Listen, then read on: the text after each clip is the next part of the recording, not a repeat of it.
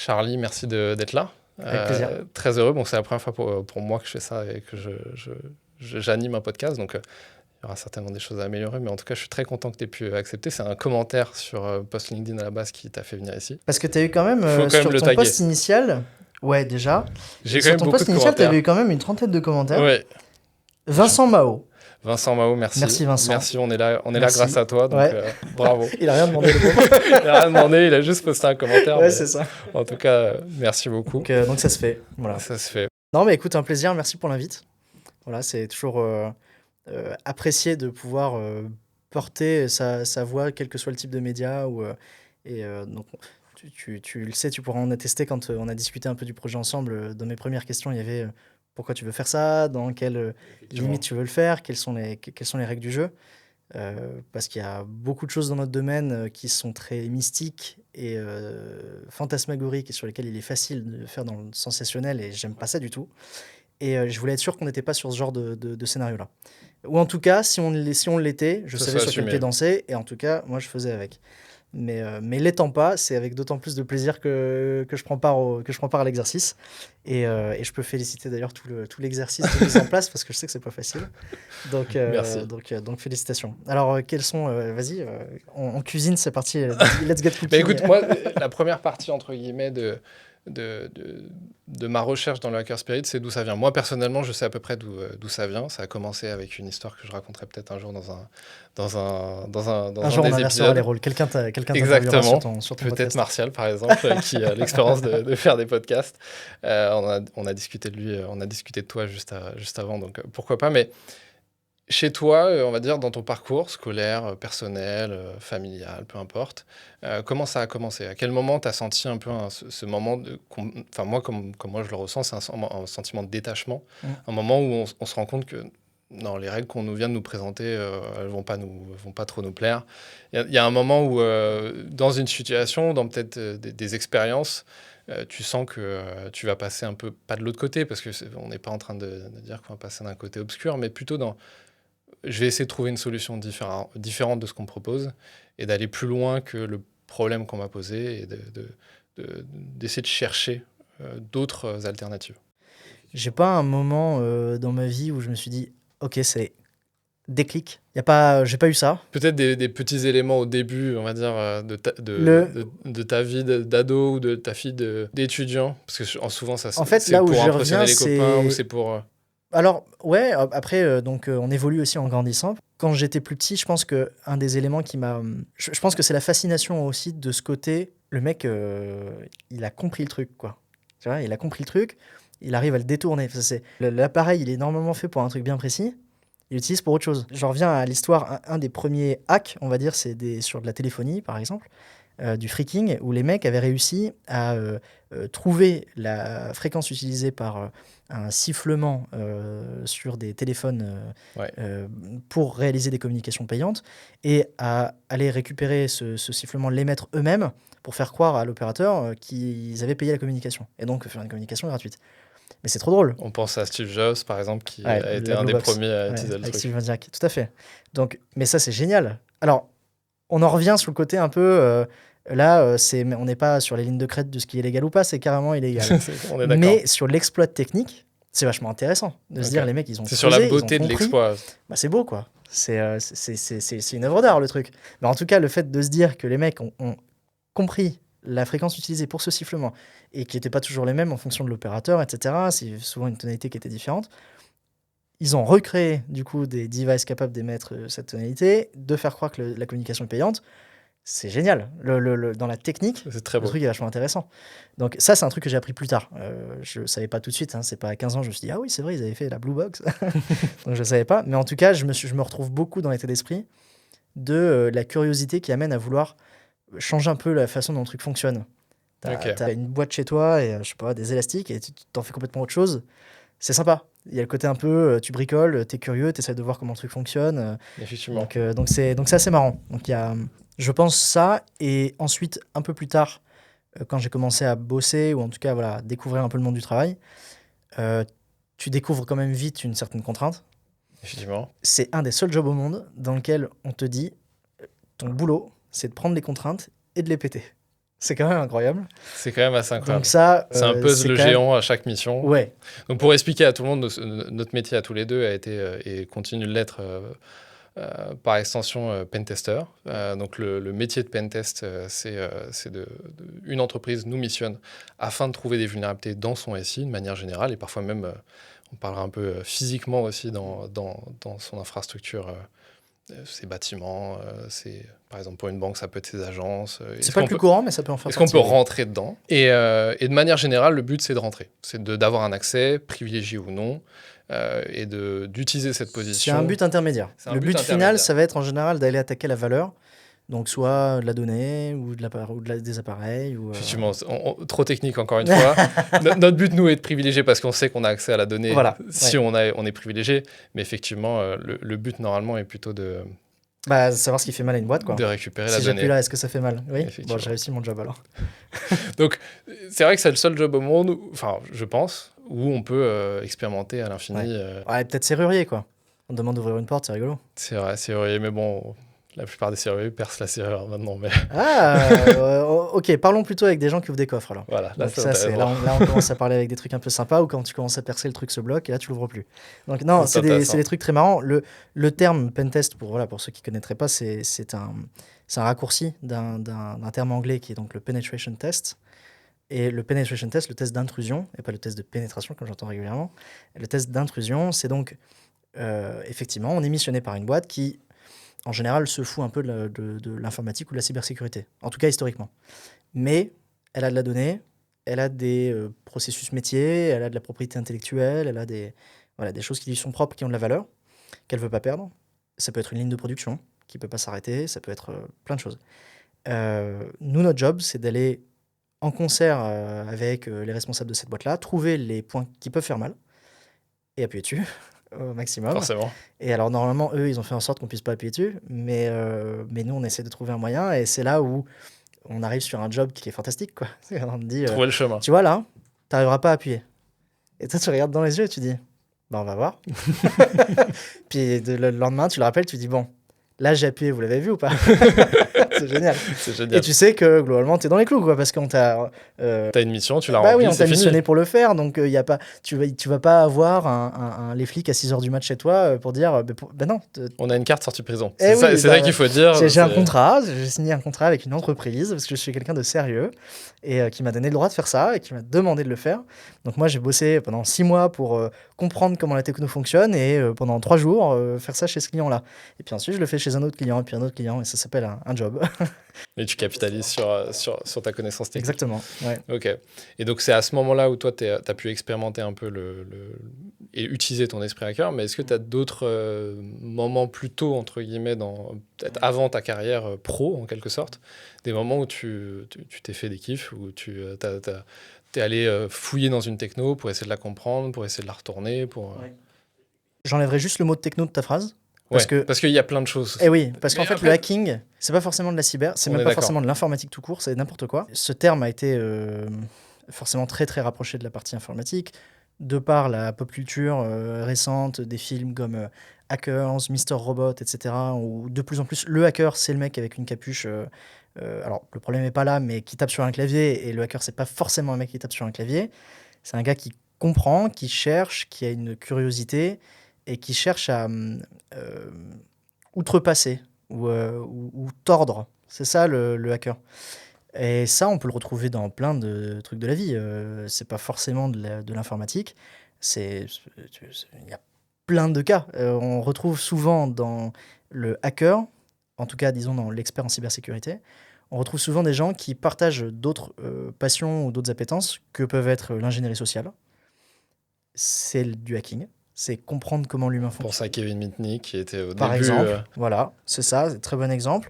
Il y en a eu d'autres depuis, que je ne peux pas forcément te sortir là, je ne suis pas un expert de l'osine, de l'ingénierie sociale, mais c'est comprendre les mécanismes humains, comprendre, tu vois, si on reprend Mice, par exemple, la pyramide de Maslow, qu'est-ce qui drive un singe avec des vêtements, et comment on fait pour lui faire des trucs qu'il n'avait pas envie de faire au départ, ou pour lui faire dire des choses, etc. Ça, c'est l'ingénierie sociale. C'est incroyable. Bon, ça s'appelle juste de la psy en fait. Mais nous on La aime bien. manipulation. Bah oui, mais parce que nous, qu'est-ce qu'on fait dans ces cas-là, hacker on ouvre la boîte crânienne, on dit ah oui d'accord, en fait, quand je Faut mets appuyer le là. câble là, en fait, il se passe un truc assez bizarre neuronal. Ok, j'ai compris. Et donc là, quelque part, si je lui présente une mallette de billets, il va être peut-être plus à même de me répondre. Et c'est du hacking. Ouais. C'est humain, Effectivement. mais c'est du hacking. Effectivement. Donc il n'y a pas que ça. Tu peux avoir la mécanique. Toi, c'est tout bête. La mécanique auto, moto, enfin, tu bidouilles, tu comprends, tu manipules, on est moins dans le bypass, mais on essaie de faire fonctionner des trucs. Donc c'est comme ça que toi, tu as commencé. Par exemple, quel était Mon premier truc, le premier truc où tu sens, enfin, rétrospectivement parlant, pardon, tu sens que tu l'as utilisé sans t'en rendre compte, en fait, de ce côté. alors, donc, c'est marrant parce qu'il y a un truc qui m'est venu là. Mais j'ai jamais été vraiment excellent à l'école. Hein. J'étais plutôt On est deux. mid. Voilà. Tu me comprends, pas de jugement. 10, il faut 10. Voilà, on a 10. exactement. Et encore 9,75 Et en juste fait- pour emmerder notre mère. Non, alors moi, c'était pas sur le 10, c'était, ouais, tu vois, sur, allez, 12, 13. Ah ouais, ok, Tu bon. vois, donc on en un génie, parlera. quoi. Donc, non, alors par contre, il se passait un truc très curieux. J'ai jamais vraiment trop compris le truc. Sur toute l'année, j'étais pas très bon. Pas un cancre, hein, pas un génie, pas un cancre, juste un mec qui aime bien se marrer en cours. Et Ok. puis, ouais, il fait sa life. Et en examen, j'avais systématiquement plus. Ok, Très donc souvent. Une petite pression, ça te. Ouais, donc ça, c'est le premier truc, je pense, qui a joué.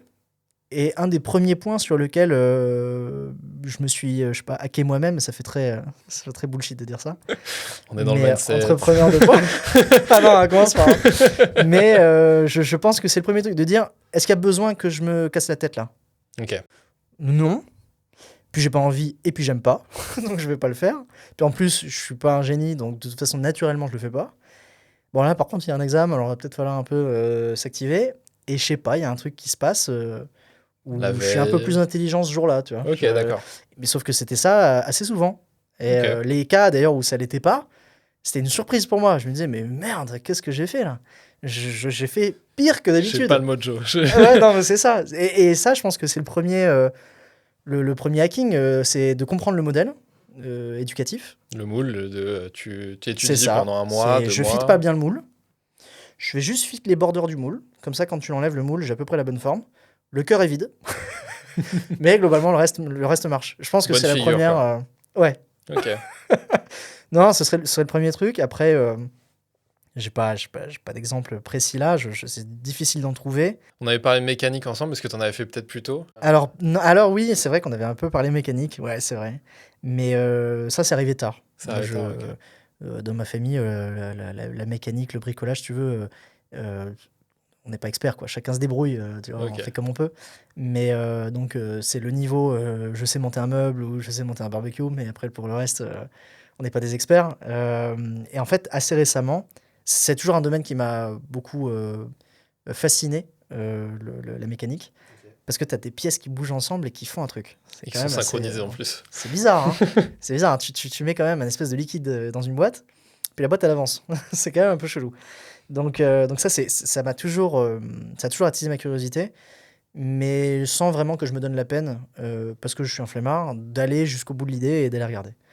Et bon, bah alors après, j'ai eu ma première voiture, une moto. Bon, petit à petit, tu finis par manipuler un petit peu, mais pas un expert. Et en fait, assez récemment, si tu l'écoutes, il se reconnaîtra. J'ai un pote avec qui on s'est mis à réparer sa moto. Sympa. Lui-même pas un expert, moi pas un expert. J'avais manipulé 2-3 trucs, mais bon, rien de dingo, quoi. Et on est là devant la moto qui démarre pas. Et donc, t'es là, tu fais. Faut comprendre. Bah, qu'est-ce qu'on fait du coup? Comme d'hab. Voilà, bah, donc, comme d'hab, même méthode, hacking, tu prends le manuel et puis tu l'épluches, et c'est une doc technique, hein. Tu comprends, ça m'intéresse pas, ok, la moto elle démarre pas. Alors qu'est-ce qu'il faut pour démarrer une moto? Alors donc il faut un allumage, il faut du carburant, il faut bon, de l'air, etc. Donc tu comprends à peu près les prérequis, tu dis ce prérequis là, bon, donc tu démontes, tu regardes, l'essence elle passe, bon, check. L'allumage, check. Ou pas, et puis tu creuses, et puis finalement, au bout de 2 jours, la moto elle démarre, et tu fais yes! T'as Génial. 2 singes contents sur un caillou qui viennent de démarrer un truc qui fait du bruit, tu vois. Donc c'est génial, encore une fois, un truc de hacking qui n'a rien à voir avec un clavier, bien qu'on se soit empressé de demander à ChatGPT comment réparer Bien ce sûr. moto. Mais c'est pas ChatGPT qui nous a trouvé des là-dessus, ça nous a envoyé des idées, mais c'est surtout au bout d'un moment le manuel et toi-même te dire Ouais, RTFM, j'ai quoi. compris, tu testes le truc, ça marche pas, tu fais non, j'ai pas compris. Et tu refais ça 3 fois jusqu'à ce que ça marche, quoi. C'est marrant, Donc, j'ai une c'était drôle. histoire similaire avec la mobilette de mon arrière-grand-père en plus. Ouais. Et où j'ai fait de la mécanique plus jeune, mais pas au point de redémarrer un truc, quoi. Plutôt au point de démonter des choses à l'époque. Petite pensée à mon père pour tous les J'ai moteurs démonté que beaucoup de trucs que j'ai pour jamais les voilà. remontés. Ouais, pareil. Ouais, quand j'ai récupéré de manière très émotive, mais la, la mobilette bleue de mon arrière-grand-père qui l'utilisait pour aller à l'usine à l'époque, à l'usine Bugatti pour petite référence aux Alsaciens. Forcément, il faut repartir de zéro, quoi. Ok, t'as pas d'allumage, t'as pas d'essence, t'as pas de trucs comme toi. Donc, C'est c'est génial. très intéressant. Mais t'es livré à toi-même, là. Alors, Ouais, pas c'est ça. complètement, t'as toujours des docs qui traînent, t'as quelqu'un qui peut T'as te des donner un choses. avis et tout, mais Mais une fois qu'est-ce que t'as que c'est démonté ton satisfaisant. truc Ouais. et qu'il faut remonter, Ah, il faut le remonter, ouais. Bah, alors, pour le coup, c'est marrant que tu dis ça parce que ça m'a, du coup, remis des images en tête de moi plus petit. Démonter des trucs, j'ai beaucoup fait, hein. ok. Ça s'est Pas arrêté là. beaucoup remonté. Non, enfin, Est-ce que remonter t'as fait un si, peu de mais... moi, je faisais beaucoup de dessoudage et après de ressoudage, tu vois, des choses comme ça. Alors, ça, j'avais appris en cours de techno, tu En vois, cours de techno, et ok. j'ai adoré ça. Mais c'était très limite quand même. Je sais plus ce qu'on avait fait. On avait dû faire une boîte capteur de température ou je sais pas quoi. Enfin, Ouais, bah, les tu vois, une classiques. espèce de mini station météo, le classique. Et c'était très très cool. J'avais beaucoup aimé. Je n'avais pas décidé à ce moment-là que j'allais en faire mon avenir, tu vois. Mais toi, en tant que gamin, tu vois ce qui te plaît quand même. Ouais. Tu dis, ok, le sport, j'aime bien. Le français, on repassera. Les langues, je savais pas qu'on avait des cours de langue. Les maths, me parle pas de maths. Et puis au fur et à mesure, tu testes des trucs, tu dis c'est marrant parce que mettre ce tournevis dans cette vis, j'aime bien. Tu vois, c'est rigolo. Ça m'anime. Ouais, Ça c'est m'occupe pendant 2 heures, j'ai pas vu le temps passer. T'es là comme un mongol à dévisser des trucs, à souder, dessouder. Tu fais ah ouais, ça c'est marrant ça. Ok. Et puis au fur et à mesure, tu fais ça sur les trucs plus importants. Tu construis tes propres trucs. Après le démontage vient le montage. Donc c'est et de plus en plus, tu te dis en fait ouais, je crois que j'aime bien. Ouais, t'as une forme d'exploration en fait par ça. Ouais. Une forme de compréhension aussi, une curiosité. Tu peux aller loin en fait. Tu Là, peux t'as le côté démonter bidouille, quoi. Ouais, le côté Hacking, c'est bidouille, ça, ouais. c'est de la Ouais. bidouille, c'est tu manipules, tu testes, tu regardes, tu essaies de comprendre, tu comprends rien, tu réessaies de comprendre, tu comprends toujours rien et t'aimes bien. C'est bizarre, mais... Et je pense que c'est ça l'état d'esprit, un peu général. Après, chacun va trouver sa définition là-dessus, chacun va se réaliser différemment, mais tu vois, tout le côté, que ce soit mécanique, physique, informatique, humain, bah, il y a plein de domaines sur lesquels on peut hacker des trucs. Ok. Ça revient quelque part à déconstruire, mettre à plat, essayer de voir un peu tout ce qu'on a à disposition, ce qu'on peut faire. Ok, qu'est-ce qui se passe si je mets ça plus ça, tu vois. T'as des jeux qui m'ont marqué qui étaient trop cool. T'avais un jeu je sais plus, tu devais balancer un virus sur une espèce de map monde jusqu'à essayer de tuer toute la population. Ah ouais, c'est Je un sais plus comment il sacré jeu. s'appelle ce Je le truc. connais pas celui-là. Si, mais c'est un vieux truc. Mais ça, par exemple, tu vois, tu devais essayer de trouver le bon arrangement Ok. pour que ton truc marche. Ça, c'est trop cool. Ok, la bonne combinaison pour. Ouais, Ok. t'avais un autre jeu où tu devais mélanger des éléments, et puis tu mettais, je sais pas, eau plus terre, et ça te faisait de la boue, boue plus feu, et puis ça te faisait... Et en fait, Un au peu fur et à la mesure, Minecraft, mais Ouais, en jeu de société. c'est quoi. ça. Et pareil, c'est les trucs que tu retiens, parce que c'est des mécaniques que t'aimes bien. Est-ce que tout le monde aime ça? J'en sais rien.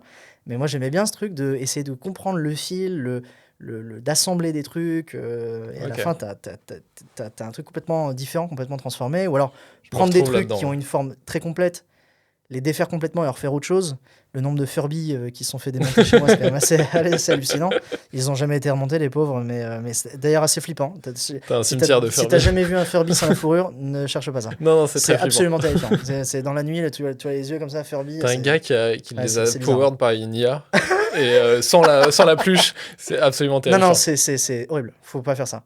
Mais ça construit chez toi un espèce de truc où t'aimes bien démonter, t'aimes bien remonter, t'aimes bien comprendre. Et dans ton entourage, est-ce que peut-être ça a été favorisé ce truc-là? Parce que Oh, non.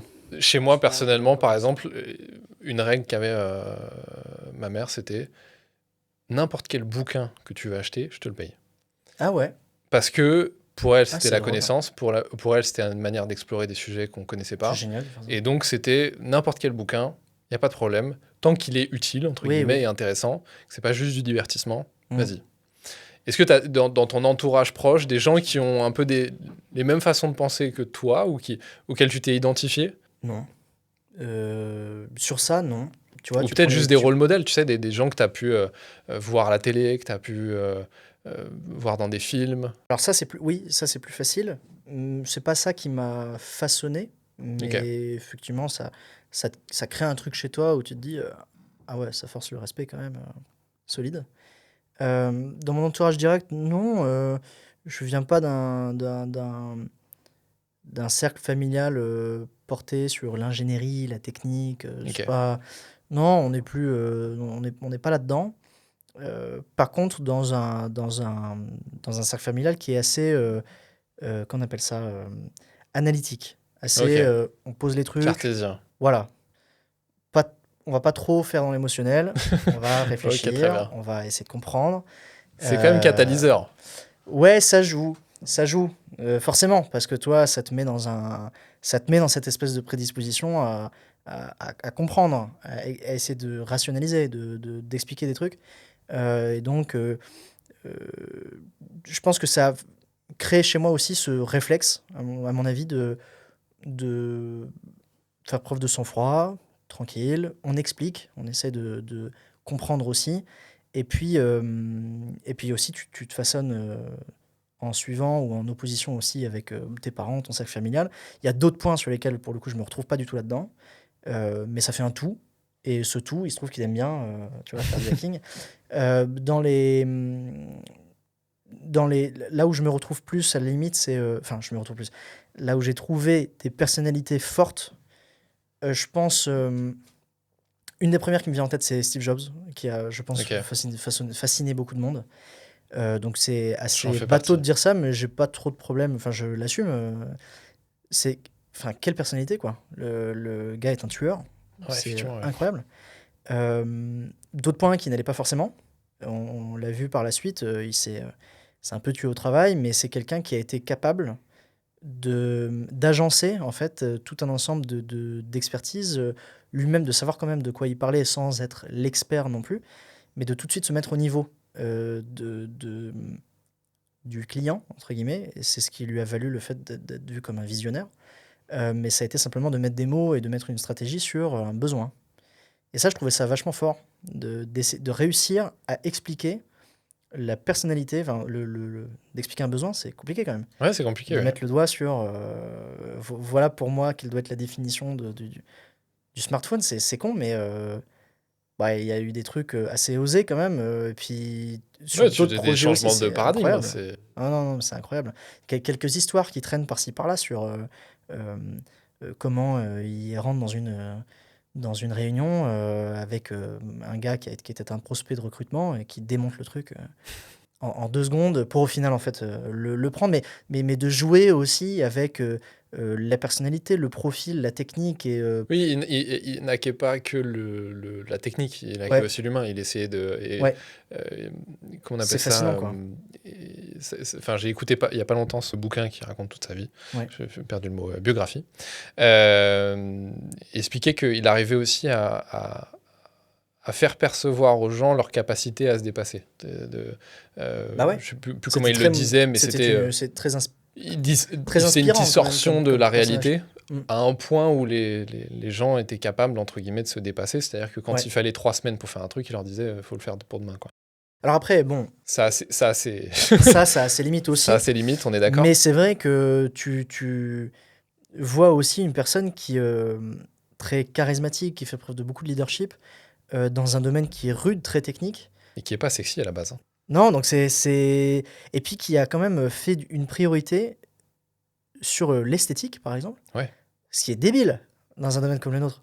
Bah, à l'époque, tu regardes tous les autres Ah concurrents, ouais. tu te dis Oui, enfin, pourquoi on s'en fout de ce à quoi le truc Ouais, ressemble. faut que C'est ça marche, quoi. et puis il faut que le truc fasse pas de bruit. Oui, bah bien sûr, oui. Et puis j'ai que ça à faire, ouais. Ouais, on va pas mettre de ventilateur. Eh ben, enfin, donc, ils ont gagné. Enfin, c'est incroyable. Donc, ça force le respect quand même sur disons qu'il était convaincu par certaines choses. Et il a laissé personne lui dire que fallait faire autrement. L'histoire révèle que c'est pas tout à fait, On est c'est d'accord. pas si binaire. Mais en tout cas, le fait de venir réaliser cette conviction, c'est vachement fort et je trouve ça très inspirant. Donc ça, forcément, la Ça personnalité fait d'un mec partie comme de... ça qui parle par la force du travail juste de faire les choses, ah, c'est fascinant. Ouais. Ok. Donc il y en a peut-être d'autres que j'ai pas forcément en tête là, qui ont contribué à créer chez moi cette envie de bosser là-dedans, ou en tout cas dès qu'il y avait une piste pour comprendre, détruire, etc., tu vois, emprunter ce chemin, il doit y en avoir d'autres, mais il faudrait peut-être que j'en parle à un psy qui me prend 70 heures, tu vois. Je vais pas te prendre 70 euros de l'heure. Non, non. Ok. Et donc, pour revenir peut-être plus tard dans ta carrière, au niveau de... Tu as travaillé chez Capgemini. Ouais, c'était mon premier C'était ta job. premier job et le dernier en Enfin, mon date, premier entre job, en tout guillemets, quoi. cas, hors école, ouais, tout à Hors fait. école, ok. Ouais, c'est ça. Et est-ce que tu as directement accroché avec le truc? Ça a été directement ce qu'il te fallait, ou tu Mm. as dû trouver un moyen de exploiter ton esprit hacker, mais peut-être dans d'autres strates, entre Si, guillemets, si, très rapidement. Très rapidement. Mais en fait, je vis comme ça, moi. Ceux qui savent les projets sur lesquels je travaille, etc., savent que, en tout cas, se doutent, genre, je discute souvent avec les gens, que derrière tout ça, il y a un, un travail colossal, on va le dire. Mais c'est une façon aussi de hacker le truc, en fait. Ouais. C'est ma façon. Parce que vu que je suis pas un génie, mon seul moyen d'y arriver, c'est de ne laisser aucune chance au hasard et de faire en sorte que la quantité de travail à elle seule force ce destin, en fait. Ok, tu provoques ta C'est chance. pas possible. Ouais, exactement. Et le jour où elle se présente, cette chance, je suis capable de la reconnaître et de la saisir, si j'en ai envie. Mais donc il y a eu de la chance, évidemment. Mais au bout d'un moment, il faut savoir ce que t'en fais. Et j'ai une phrase qui m'a marqué de mes parents, de mon père pour être plus précis. Quand j'étais en études, j'ai fait des stages. Tu vois, j'ai fait de tout. J'ai fait un stage très manuel dans un entrepôt où je devais charger, décharger des camions dès le matin. Ça, c'était mon premier stage. Enfin, mon premier stage en école d'ingé. J'ai fait des stages. Le stage ouvrier Voilà, qui est exactement. très Que mal amené, certaines mais qui... écoles d'ingé plébiscitent et que je trouvais très bien. Qui te remet la valeur du travail, qui, moi, m'a fait dire longtemps que je gagnais trop et que ces gens-là gagnaient pas assez, Oui. parce qu'ils travaillent quand même certainement plus que moi. Bon, ça t'apprend des trucs sur la société dans laquelle on vit. Mais dans d'autres stages, j'ai eu la chance d'aller faire un stage en Malaisie, un autre à San Francisco. Et il y a cette phrase que je retiens, qu'un jour mon père m'a dit. Il me dit le stage, c'est aussi ce que t'en fais. C'était tout bête. C'est-à-dire que j'avais une fiche de poste, entre guillemets. Le stage a été prévu pour un certain truc. Puis c'est devenu un peu autre chose. Et puis, un point en entraînant un autre, j'ai fini à San Francisco par rencontrer des mecs de chez Apple, Google, à traîner dans la Silicon Valley, et avoir des mecs hyper intéressants. Alors que enfin, le stage que je faisais n'avait aucun rapport avec ça. Et en fait, ce truc, il est resté. Et j'ai appliqué cette logique à tout ce que je faisais.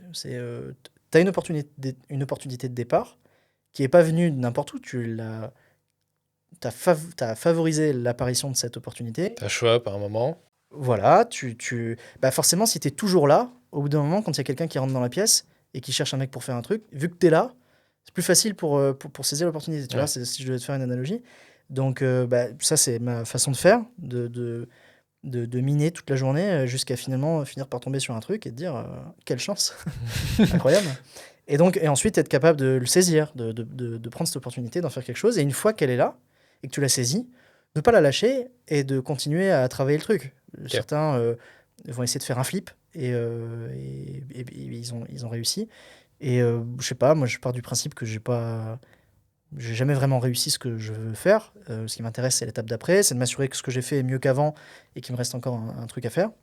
Et donc, du coup, bah, c'est en évolution constante et ça est appliqué dans mes stages et dans mon premier job.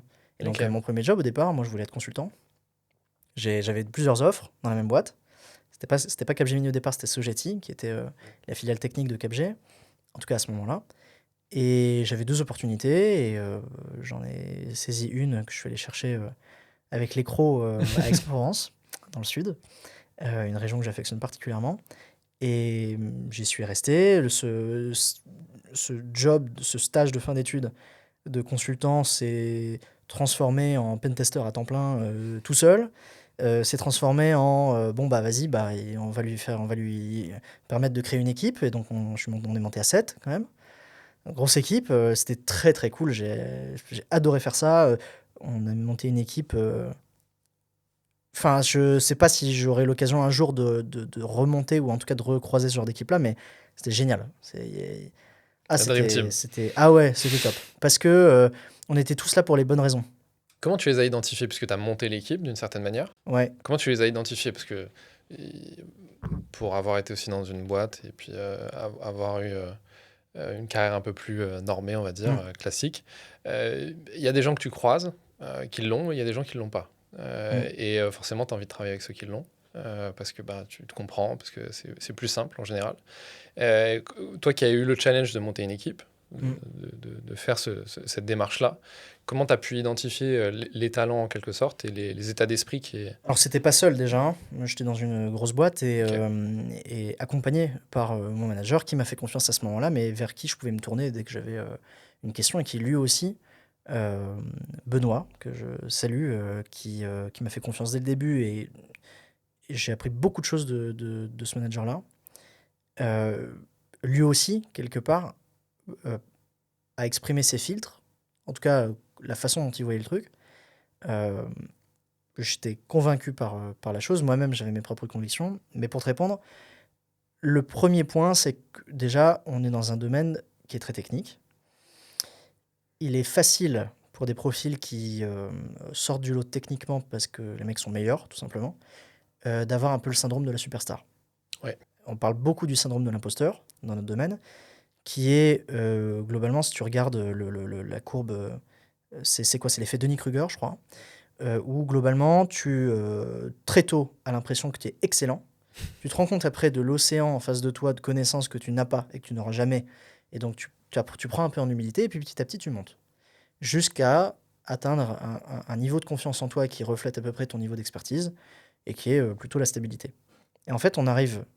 Donc ça, c'est ça crée ce truc du syndrome de l'imposteur où en fait, très tôt, tu te prends une claque. Tout le monde s'est pris cette claque, souvent. Ouais. Où tu te dis, en fait, je me rends compte que je ne serai jamais au niveau de ces mecs-là, qui sont, mais alors, en orbite complète. Et moi, je suis là, les pieds sur... c'est délirant. Tu as l'effet pervers de ce truc. Donc ça, tout le monde en parle, donc je ne vais pas passer une heure dessus. Tu as un autre truc qui est l'effet un peu superstar, où certains, parce qu'ils ont en face d'eux de nombreuses personnes qui ressentent cette espèce d'effet de ce syndrome de l'imposteur, du coup, par opposition, rend le truc très contrasté et les met eux sur un piédestal. Ça m'est énormément arrivé, moi faisant beaucoup de conférences techniques, etc. Je suis arrivé à avoir en face de moi beaucoup de gens qui, et ça flatte l'ego, disent oh, la conf était super cool, putain, t'as dû bosser pour atteindre ce niveau, machin. Il est très très facile de prendre tout ça, de pas du tout le pondérer, voilà, et de se dire en fait, je crois que je suis un génie. Je crois que je suis au bout de la courbe. Je crois que là, les gens devraient plus apprendre de moi. Et ça, malheureusement, il y en a beaucoup. Okay. Donc, et franchement, même si les mecs sont excellents, ça justifie pas, je pense, d'être cette superstar au sein d'une équipe. Il y a rien de plus détestable. Ça va avec l'attitude aussi. Ah bah bien sûr, c'est absolument détestable. Et on se retrouve à avoir des équipes en fait qui sont gangrénées par une espèce de compétition, mais qui se fait pas pour les bonnes raisons, qui se fait pas de la bonne manière. Les compétitions saines, c'est super, mais il y en a certains avec qui c'est très compliqué. Donc le premier filtre, il était là. Il était sur la personnalité. Je me foutais du niveau technique. Le mec, il pouvait être une superstar. Je savais qu'il allait tuer mon équipe de l'intérieur, donc c'était même pas la peine. Si c'est pour en fait flatter, brosser une personne qui, certes, va être très technique, va répondre à nos besoins un peu court terme, mais qui va nous saloper une équipe, c'est même pas la peine. Hein. Donc ça, déjà, c'était out. C'est le premier filtre, il était là-dessus. Au point où, pendant longtemps, j'avais pas de... D'ailleurs, j'en ai jamais eu, de CTF ou test technique, comme d'autres boîtes peuvent l'avoir. D'autres boîtes l'ont, encore. Je crois à moitié dans ce mécanisme, mais en tout cas, j'ai jamais pris le temps de le faire, parce que ma priorité n'était pas là. Ma priorité, c'est sur la personnalité.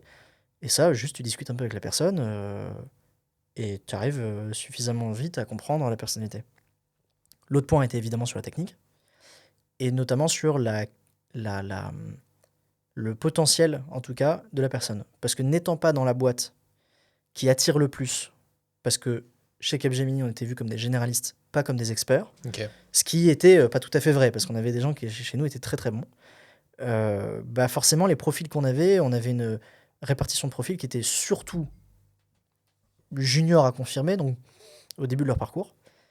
Et les experts, on en voyait peu. Ou alors avec des grosses prétentions salariales qui dépassaient notre budget. Ou en tout cas, juste, ils venaient pas chez nous pensant qu'ils n'allaient pas pouvoir bosser au quotidien sur des trucs intéressants. Et donc, un deuxième filtre est venu, n'étant pas la capacité technique à un instant T, mais le pari que j'allais prendre sur la personne, sur le fait qu'il allait devenir bon. Ok. C'est difficile à voir venir, ça. Mais si tu veux, je peux t'en faire un, parce que maintenant, je fais plus passer les entretiens là-bas, je crée plus d'équipe, donc je peux te réaliser une des questions que je posais, qui était une question à double effet, de personnalité et technique. Mais attention, si je te la pose... Vas-y. Alors, c'est une question Stop qui au the départ est teasing. technique. C'est une question qui est technique, donc ceux qui sont non techniques qui nous entendront verront pas tout de suite le catch. Je vais fail. Quel est le port réseau Ouais. utilisé lorsque tu fais une commande ping? Il n'y en a pas, c'est un protocole qui est plus bas. Voilà, t'es embauché. Donc, effectivement, c'est la bonne réponse. Voilà, c'est un protocole de Alors pour transport. expliquer, Il y a c'est pas un de- port qui est plus, enfin c'est un protocole qui est plus bas dans la couche, ICMP, et donc il n'y a pas de notion de port parce que Ouais. les ports dans la stack réseau sont plus hauts au niveau de TCP et TCP/IP. UDP. Et puis, juste tout simplement, c'est pas le même protocole de transport. Ça marche en TCP, ça marche en UDP, ça marche pas en ICMP, ça marche pas comme ça. C'est ça. Excellente réponse. C'est-à-dire que là, pour moi, tu viens de valider le fait que tu as un profil à minima confirmé. L'esprit analytique, tu m'expliques un peu la provenance du truc.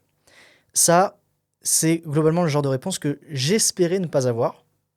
Parce que le fait que le profil soit bon techniquement, il y a d'autres moyens de le voir. Tu poses des questions Oui, très spécifiques on est sur des d'accord. sujets très spécifiques, tu vas finir par le voir.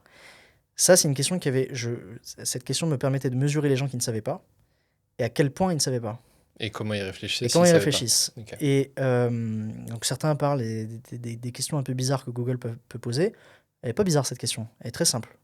Quel est le port utilisé par machin? Elle est un peu tordue, Ouais. parce qu'il n'y a pas de port, donc la réponse c'est ta question n'est pas bonne. Mais il y a deux types de réponses dans les gens qui ne savent pas. T'as le gars qui me raconte n'importe quoi. J'ai eu beaucoup ça en entretien. Voilà. T'as le gars qui fait.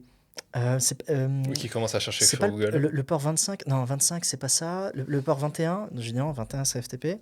Ah non, c'est le port 22. C'est le port non, bah non, c'est SSH. Je sais pas. Bon, ça pour moi, c'est quelqu'un qui a pas fait suffisamment de parcours ou qui, en tout cas, est assez honnête. Il sait pas. Il Mais fait sa réflexion en il a live. honte de pas savoir, en quelque sorte. Oui, mais en tout cas, il se cache pas de pas le savoir. Ok. T'en as d'autres qui te répondent avec un aplomb magnifique. Oui, bah alors ça c'est. Ouais, 25. Bah non. Donc pourquoi 25? Voilà, donc 25. là, le mec vient essayer de me bullshiter. Il sait pas, ou alors il pense qu'il sait et ça va pas. Et alors celui qui sait pas et qui essaye de me raconter n'importe quoi, ou bah, ça c'est chiant ça. Ouais, je suis d'accord. Par contre, la meilleure réponse que je pouvais avoir, et sur ça, j'adorais cette réponse, le mec il fait oh, le port, je sais pas. Je sais pas. Mais je veux bien savoir. Ah, ça c'est autre chose après. Ah, pour moi, c'est ça le. Ça c'est autre chose. c'est ça Ça le c'est un meilleur. autre truc que j'attendais. Mais donc tu vas voir, je vais y venir. Je sais pas. Ok. Donc là on essaie de travailler le truc. Donc la notion de port. Il y a combien de ports sur une machine? Combien de ports peuvent être ouverts? 65 000. Non. 65 000 x 2. Pourquoi? Ah oui, UDP. Oui, c'est ça. Donc c'est quoi UDP? C'est quoi TCP? C'est pas protocole de transport. Ok. Ping, ça fonctionne sur quoi? ICMP. Et tu le mets où? Et là. Ah, ok, ça me va. Ça me plaît. Le mec comprend tu vois, il veut pas essayer absolument de prouver un truc. Il savait pas. Bon, le mec, il sait très bien, hein, pas de souci. Et ensuite, l'autre question qui m'intéressait, c'est la question que lui posait. Est-ce qu'il me pose des questions? Il veut le job, ça l'intéresse. Est-ce qu'il est juste là pour regarder? Est-ce qu'à la fin de l'entretien, il me demande comment ça s'est passé? Qu'est-ce que j'en ai pensé? Et comment va se passer le reste de l'entretien? Je sais pas, c'est un hacker le mec ou pas? Il veut savoir comment ça va se passer, il veut essayer de comprendre quels sont les requirements. Est-ce que peut-être il essaye de tu vois, de se faufiler dans un truc? Est-ce qu'il Trouver essaie les... d'obtenir de ma part, moi, ce que j'en sais pour essayer de me foutre en porte-à-faux? Enfin, je sais pas, mais vas-y, Ouais, fais ton truc. on va voir, hein, j'ai pas de problème. C'est vachement intéressant. Ok. Donc ça c'était... Et ces entretiens, pour moi, c'était juste, je reste 1 heure avec lui, ou elle, mais il y en avait moins, et on pose juste, on échange. Et dans mes questions techniques, globalement, mon job, c'était la façon dont je voyais le truc sur le test technique. Dès le début, je lui demandais le domaine de prédilection et le domaine qu'il déteste faire. Ok. Il sait pas du tout. Donc, je démarre avec le truc qu'il sait pas du tout, ou l'inverse, ça dépendait de la personne. Donc, je sais pas, tu me dis, je suis très bon en web et je sais pas du tout faire du reverse. Ok, d'accord. Là, c'était le scénario qui m'arrangeait pas parce que moi-même, je sais pas faire de reverse, donc j'ai pas beaucoup de questions à poser. Mais je commence à poser quelques questions. Ok, donc je vois que le mec, globalement, effectivement, il sait pas trop. En tout cas, il est à mon niveau, on s'entend. Et le mec me dit qu'il est très bon en web. Ah bah là, je creuse. Et là, je creuse. Et là, si à un moment, je vois que le gars est pas très bon, ça me permet de savoir ce qui, dans sa tête, est très bon. Ok. Ça, pour lui, c'est très bon. Ok, on va poser d'autres questions, etc. Mais au moins, j'ai compris, dans Le son niveau, le univers, level, ouais. l'étendue de son spectre. L'amplitude, disons, de son spectre. Ça, c'est très bon pour lui. Ok, pas de souci. T'en as d'autres qui avaient un niveau dingue et qui m'ont dépassé sur plein de trucs. Je sais pas, je te prends encore une fois le reverse. Ah, je suis très bon en reverse. Ah bah, il y a un hic parce que je vais pas pouvoir l'amener à l'échec. Donc, comment est-ce que je fais pour connaître l'amplitude de ça? Bah, je vais lui demander. Je vais dire, vas-y, bah, donc moi, j'y connais pas grand-chose en reverse. J'ai entendu parler de ce truc, un canary token, j'ai jamais compris ce que c'était. Est-ce que tu peux, s'il te plaît, m'expliquer? Ok. Donc, si ça se trouve, il va me raconter des cracks. Hein. Je sais pas trop. Canary token, je sais vite fait ce que c'est. Donc, s'il me raconte vraiment n'importe quoi, que c'est complètement à l'opposé de ce que je sais, je vais peut-être avoir un problème. Mais à minima, si je ressors du truc en me disant ah, ok, bah je crois que j'ai compris. C'est à peu près dans l'ordre d'idée de ce que je savais, mais j'ai appris des trucs. Et comment tu le détectes, et comment tu le contournes et tout. Et ça, c'est vachement intéressant. Parce que c'est quelqu'un qui est plutôt pédagogue. Et quand tu es pédagogue sur un C'est sujet, ce c'est qu'on que tu maîtrises cherche 2 quand fois on plus. recrute. C'est Ouais. que nos clients, forcément, Ah, pourquoi, surtout quand pourquoi tu es on est là prestataire. en tant Donc, que ça, c'est encore pentester? autre chose. C'est Ouais. qu'on a une asynchronicité entre ce que c'est notre client et ce que nous on sait, Oui. la plupart du temps. Ouais. Ou alors ils sont tellement bornés qu'ils peuvent plus voir ce qu'ils ne savent pas. Ouais. Voilà. Et du coup, on a beaucoup de vulgarisation à faire dans nos métiers. Donc la brique Oui. vulgarisation est très importante. Après, ça fait bon, c'est difficile, tu peux pas aller trouver le mouton à 5 pattes, C'est très surtout. difficile. Donc, si tu as besoin d'une équipe dans laquelle tu dois avoir quelqu'un qui est bon en web, quelqu'un qui est bon en Active Directory, quelqu'un qui est bon en mobile, quelqu'un qui est bon en machin, et en plus chacun doit être pédagogue, et en plus chacun doit être patient, et en plus chacun doit être Ouais, il n'y en a pas curieux, 5, il y en etc., a 6 des etc. pattes. Bon, évidemment, ça va être un petit peu compliqué. Donc, mais c'est pas grave, tu répartis. Ok. Tu as des gens qui Oui, sont c'est pas bon. des bons pédagogues, mais c'est pas grave, tu parles le même langage qu'eux, et c'est à toi d'être pédagogue, c'est toi le responsable de l'équipe. Donc, à un moment, T'es le s'il consultant. faut aller patcher, à un moment, un manque à un endroit, tu vas faire de ton mieux. C'est tout. Et si tu n'y arrives pas, bah tu n'y arrives pas, tu es honnête dessus, franc, et soit tu recrutes quelqu'un, soit juste tu réponds pas à la mission qui te demande un truc que tu sais pas faire, ou tu fais au mieux et tu es transparent là-dessus. Il y a plein de façons de le faire. Mais en tout cas, pour répondre à ta question sur comment est-ce qu'on va chercher un profil, dans ce contexte d'une boîte qui fait du conseil, ou en tout cas qui se positionne en vulgarisateur, en expert technique qui va plus tard vulgariser pour un client, on avait besoin de profils qui soient humbles, honnêtes envers eux-mêmes sur ce qu'ils savent et savent pas faire, et qui soient compatibles avec un travail d'équipe. Ok. Donc, les superstars, c'est non. Les gens qui pensent être des superstars, en étant très bons teammates, non, parce que ça va être très compliqué. Qu'est-ce qui va se passer le jour où il va se rendre compte que, en fait, la technique, c'est pas ça? Un jour, j'ai fait passer un entretien à quelqu'un qui postule à un poste de confirmé ou senior pentester. Ok, pourquoi pas. Donc, on évalue, on teste. Bon, je me rends compte qu'assez rapidement, sur les questions techniques, ça peine un peu. Pas grave, c'est pas grave. Il pensait que ça allait être sur du confirmé senior. C'est pas parce qu'il sait pas que le profil est inintéressant. Si humainement il est bien, que ça marche bien dans l'équipe et tout, bah ce sera juste sur un job plus junior, mais pourquoi pas. Et jusqu'au bout d'un moment où je dis bon, ok, on est sur un profil qui est plutôt junior, donc moi-même je me dis on va essayer de comprendre où lui en est dans son parcours. Il est junior techniquement, mais si ça se trouve ça fait 5 ans qu'il fait ça. Auquel cas on va avoir un problème parce que ça veut dire que son potentiel il l'a peut-être déjà atteint. Moi, ce qui m'intéresse, c'est pas son niveau à un instant T, comme je t'ai dit tout à l'heure, c'est son niveau à un instant T dans 2 ans ou dans 1 an. Donc, je pose des questions. Alors, est-ce que tu as déjà fait des machines sur Xbox, des challenges sur Root.me? Est-ce que tu as fait du CTF, des compétitions? Tu t'es formé? Tu t'es entraîné? Oui, oui, oui, oui, oui. Ok. T'as fait combien de machines sur Xbox? Hmm, 10-15. 10-15 machines sur Xbox, ça commence à être pas mal. Tu commences à avoir la méthodologie, à être autonome et tout. Je creuse, je creuse. Quelles sont les machines que tu as faites et tout. Puis au bout d'un moment, je me dis, mais en fait, il les a pas faites. Parce qu'il arrête pas de me dire, j'ai vu, ou j'ai appris, ou j'ai compris. Mais il me dit pas, j'ai fait. Alors je dis, attends, juste, je comprends pas un truc. Euh, Tu me dis, on se voyait. Tu me dis que tu as fait 15 machines. Tu les as faites, les machines? Ou t'as regardé la vidéo de. Ou t'as regardé les... Alors, je ne l'ai pas dit comme ça, mais la réponse, c'était ça. Il me dit, bah en fait, non, j'ai vu les vidéos d'Ipsec. Ouais, IPSEC, ouais. J'ai dit, mais c'est génial. Mais il faut les faire maintenant. Ouais, Mais tu les as faites? Ah non, mais je les ai comprises, les vidéos. Ouais. ouais, c'est vrai. Bah ouais, Parce bah que non. t'es spectateur, ouais. Non, non, Ok. non, non. Bon, il se trouve qu'il y avait aussi un aspect de personnalité où je sentais qu'il essayait de nous vendre un truc qu'il n'avait pas. Donc je me suis dit, bon là, Ça va avec. d'un point de vue personnalité et technique, ça ira pas. Euh, mais le fait est qu'on avait face à nous un profil qui n'avait pas encore réellement démarré son parcours. Je comprends, ok. Il avait pas, c'était difficile pour moi de dire, De se de projeter, prendre un ouais. pari sur son potentiel. Alors qu'il y en a eu d'autres, j'en ai un qui me vient en tête. Je peux le nommer parce que Tu l'as recruté? Ouais. Et Lucien Vlaise. Ok. C'est le premier profil qui me vient en tête parce qu'il a eu, je trouve, une ascension fulgurante techniquement. Il était déjà dans la boîte, mais il était dans une autre branche. Et à un moment, il y a eu la possibilité de le recruter chez nous. Il voulait faire de la cyber. Le mec était plutôt junior.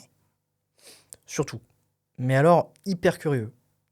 Hyper humble. Enfin, c'était, humainement, un plaisir. Je me suis dit, mais j'ai envie de bosser avec ce mec. On s'est mis à bosser ensemble en un an. Donc, il me la met sur du web. Je suis pas un expert sur du web. Je suis pas le meilleur. Je sais faire. Autonome sur mon test, pas de problème. Je sais faire mon truc à tout niveau et tout. Je suis pas du genre à aller chercher la vulnérabilité, la CVE, prendre le soft, le débugger en local, faire du fuzzing dessus. Enfin, il y en a qui le font bien mieux que moi et moi j'avais d'autres Ok. focus. Et mec, je me dis, putain, il est smart là. Il commence à. Putain, bien. Le mec se met au bug bounty et franchement, excellent niveau. Mais quelle fierté! Tu vois le truc, tu dis, ah, mais c'est. Non, c'est trop beau d'être catalyseur de ce genre Bah, moi, de mais choses. moi je lui ai juste donné sa place, après Oui, il c'est s'est ça. débrouillé attends, quoi. Non, mais il le doit qu'à lui-même, On est le d'accord. niveau qu'il a chopé. Mais tu vois ça, tu te dis, ah, ça fait plaisir. Le mec a pris un niveau incroyable. Et, et c'est là où tu te dis, eh ben, je me suis pas gouré sur ce pari. C'est pas moi qui ai fait son niveau technique. Moi, j'ai juste pris un pari. J'ai juste fait j'ai juste un moment vu que j'avais deux dames en fait dans la main. Et en fait, dans les trois cartes, il y avait lui. Tu vois, tu dis, oh, j'ai fait un brûlant là. Et c'est incroyable de dire, putain, j'ai eu raison, quoi. C'est Ouais. vachement satisfaisant. Ouais, ça, Parce que tu te dis, le mec, il a bossé et tout. Mais là, maintenant, quand j'ai une question sur du web, c'est à lui que je vais le demander, quoi. C'est génial. Ah, c'est vachement plaisant. Incroyable. De te dire, et ça a été ça sur d'autres profils. Hein. Il y en a un autre dans l'équipe, tu lui dis, ah, mais alors là, ça, laisse tomber, t'y arriveras pas. Ça le rend fou. C'est Ah, non, mais meilleur. alors là, C'est meilleur. et là, là, tu sors les popcorn. C'est devenu une vanne dans l'équipe. Ouais. Tu dis, là, on a un truc un peu compliqué et tout. Bouge pas. Oui, ça va être compliqué. Hein. Le client, il nous dit que tu n'y arriveras pas. Hein. C'est génial. Et ça, c'est un cœur, ça. Tu vois. Ouais. Lucien, pareil, c'en est un. Ok. D'autres qui ont bossé sur d'autres aspects. Humain, vulgarisation. Il y en a un au début, il avait du mal à parler avec des clients, etc. C'était pas un assos, mais du mal à vulgariser. Du mal à prendre cette posture que nous, on appelait la posture consultant. Eh ben, c'est un travail comme un autre. Il a bossé un skills à techniquement avoir, sur ouais. ces trucs. Le pauvre, j'en ai fait voir toutes les couleurs sur de l'interne, sur du test d'intrusion Active Directory, ça fumait comme ça. Et en parallèle de ça, il continue à bosser aussi l'aspect présentation. Et le mec, aujourd'hui, il est trop fort. Tu vois ça, tu te dis. Et c'est là où tu ressens le plaisir du responsable d'équipe. Ouais, et c'est je là, comprends. pour revenir à ta question tout à l'heure sur le parcours, où tu te dis, ok, ça, c'est un truc que j'aime bien faire. Ok. C'est ma façon de hacker le truc. J'ai trouvé ma Humainement, en méthode, fait. ma recette. On m'a demandé de monter une équipe, j'ai monté une équipe. J'ai suivi un peu quelques règles. Je me suis mis, je sais pas inné, mais j'essaye des trucs. Et puis, et à la fin, tu vois le résultat. T'es hyper fier de Ok. monter cette équipe-là. Tu prends une photographie de l'équipe derrière quand tu vas manger un beau resto. Tu te dis, Ah, ça, c'est cool quand même, hein. Et donc, l'équipe existe toujours chez Non, Capgemini? non, malheureusement Elle a un pas. peu bougé? Ça remonte, c'était en fin 2022 qu'on était 7. Donc depuis, l'équipe s'est un peu éclatée. Je crois que dans les 7, on en a 3 qui y sont encore. Les autres font leurs armes ailleurs, moi y C'est beau, en compris, tout cas. du coup. Oui, bien sûr. Mais après, c'est pas éternel ce genre de truc. C'est sûr. Et on perd rien. Enfin, je veux dire, je continue de les voir régulièrement. Et c'est pas, c'est sûr que du coup, à moins travailler avec eux et tout, bon, tu dis, ah, c'est dommage, Ouais. je loue des trucs, mais en même temps, moi-même, je fais mes propres trucs de mon côté. Eux aussi, chacun se réalise. Et c'est toujours un plaisir, du coup, de le remettre en commun quand on se revoit. Et ça, on le perdra pas. Et du coup, c'est là où tu as encore plus de fierté, tu es encore plus content de dire, je me suis donné la peine de monter un truc. Ça a été bénéfique à tout le monde, à la boîte, à moi en tant que manager, je me suis réalisé là-dedans et quelle fierté de monter ça. À eux aussi, ils ont fait leur parcours. Je pense dans une équipe, il faudrait leur poser la question, mais euh, normalement dans laquelle ils ont trouvé leur place et dans laquelle ils se réalisaient, techniquement, mais pas que.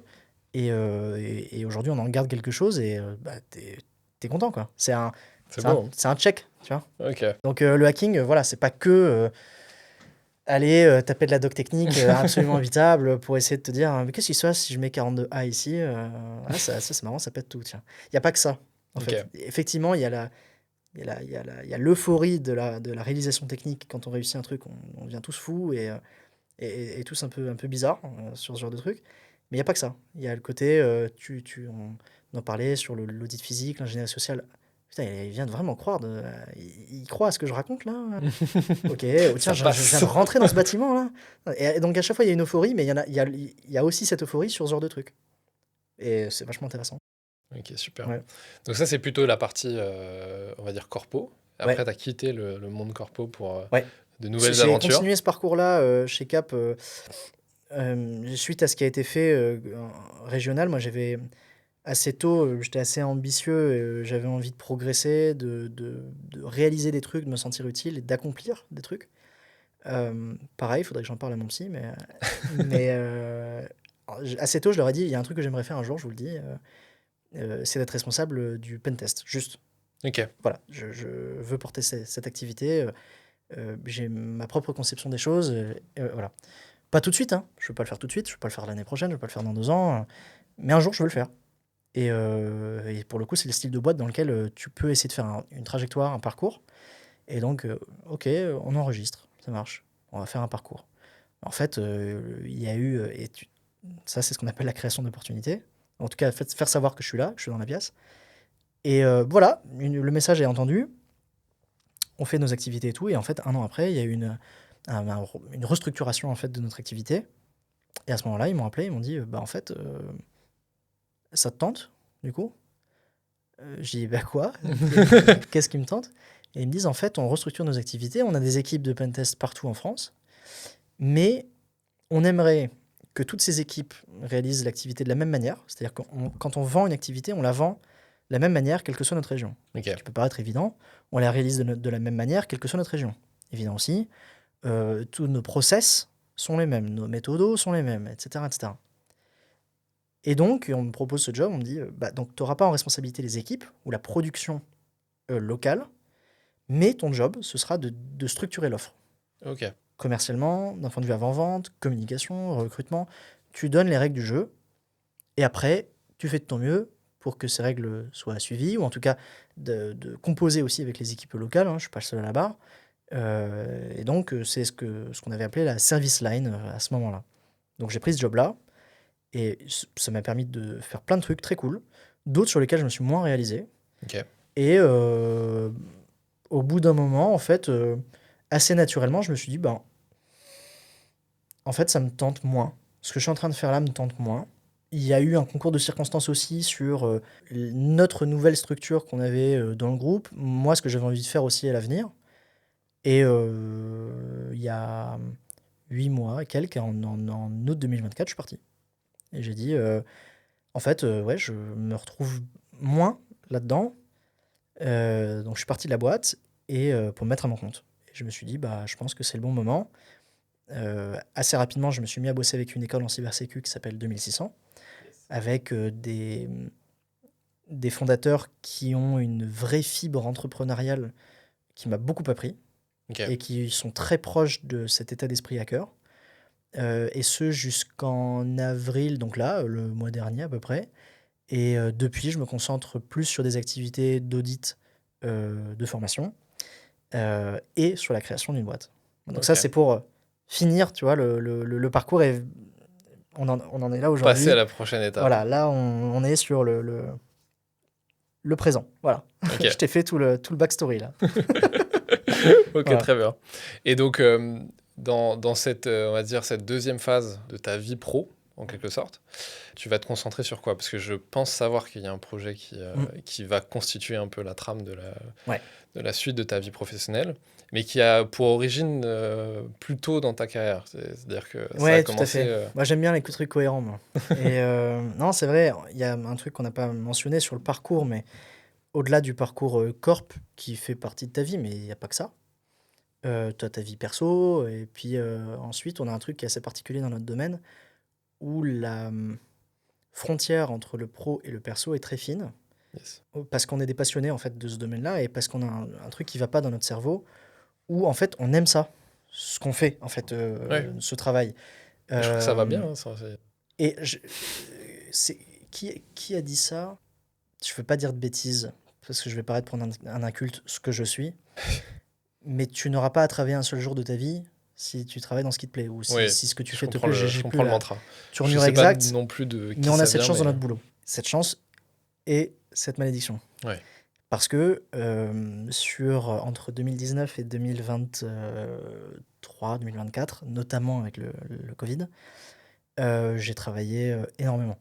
Mais énormément, énormément. Je Et le pentest finissais dans ces ma... années-là, ça a Ah été oui, assez mais en fou. fait, c'est même pas tant le pentest, c'est oui, la cyber, Ouais, parce la qu'il y a des cyber. trucs que je faisais qui n'étaient pas du pentest, qui étaient plus dans le dev, mais c'était toujours de l'infosec, toujours de la cybersécu. Je vivais, et c'est encore le cas, cybersécu. C'était compliqué de trouver un équilibre là-dedans, il n'y en avait pas du tout, c'était complètement déséquilibré. Mais c'est ce que je faisais. Entre 2020 et 2024, j'ai fait à peu près 25 et quelques conférences. C'est un rythme qui est incohérent. Ouais. En France, comme ailleurs, j'ai fait des confs, je suis très fier des événements qui sont géniaux. Enfin, le hack, l'événement principal qu'on a en France, à Paris, fin juin, la NorthSec à Montréal, en mai, qui est en Yes. train d'ailleurs d'avoir C'était lieu, ma là, première maintenant. conférence. Ah ouais, Ouais. génial cette conf. Ça a été assez tardif pour moi. La Black Hat, Londres, Singapour, Vegas. Des trucs à Munich, des trucs dans le sud, des trucs dans le nord, des trucs à Paris, des trucs partout. Et c'était très cool. C'était beaucoup de travail. Ça m'a fait rencontrer plein de gens. Ça m'a forcément aussi exposé. C'est un travail, quand tu fais des confs, qui est assez impudique. Il faut être capable de le faire, même ce qu'on fait là. Euh, il est assez facile de dire des choses que tu n'avais pas forcément prévu de dire au départ, ou de pas forcément l'assumer, etc. Donc, puis toi-même, tu grandis en plus pendant ce temps-là. Donc il y a des trucs que tu fais au tout début de ton parcours qui sont, je sais pas, tu peux te tromper Ouais. techniquement, tu peux même te tromper, pas que techniquement, juste faire un faux pas ou je sais pas quoi. Donc faut oser faire cet exercice. Ça m'a appris plein de trucs, et je l'ai fait en plus de ça en parallèle de création de projet. Donc ça a été un rythme qui était assez effréné, mais qui me plaisait, ça m'allait. Et donc notamment au travers de 2 projets majeurs, au-delà de tout le reste, de différentes contributions que je pouvais faire à la communauté, on va dire, open source.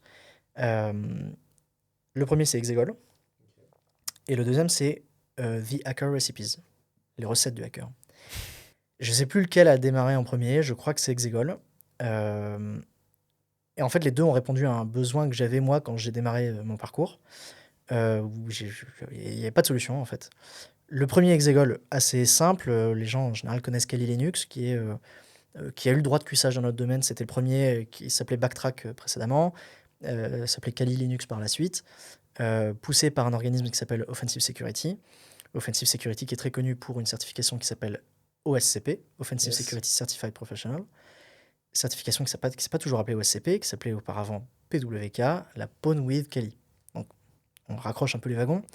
Donc pour tout le monde, Kali est un système d'exploitation, Ouais. au même titre que vous utilisez un Windows ou autre dans votre vie Ouais. de tous les jours, que nous on utilise pour faire de l'infosec. Donc On entend souvent parler de Linux pour des administrateurs, Effectivement. systèmes, pour des geeks, etc. C'est une distribution Linux, mais qui dispose de tous les outils, ou presque, dont Justement. un expert pourrait avoir besoin. Ça, c'est la théorie. En pratique, tu as deux phases quand tu fais le travail qu'on fait. La première phase, c'est tu découvres, tu apprends, tu es curieux. Voilà. Auquel cas, cet environnement, il est très bien. Tu apprends, c'est plutôt facile. Tu as des trucs qui sont un peu un calvaire parfois. Ton système, tu es obligé de le refaire 10 fois par an parce que tous les 2 mois, il pète. T'es gentil. Voilà. Donc, c'est assez compliqué. Mais c'est OK quand tu apprends. Parce que ça te fait apprendre des trucs. Tu vois un peu des galères.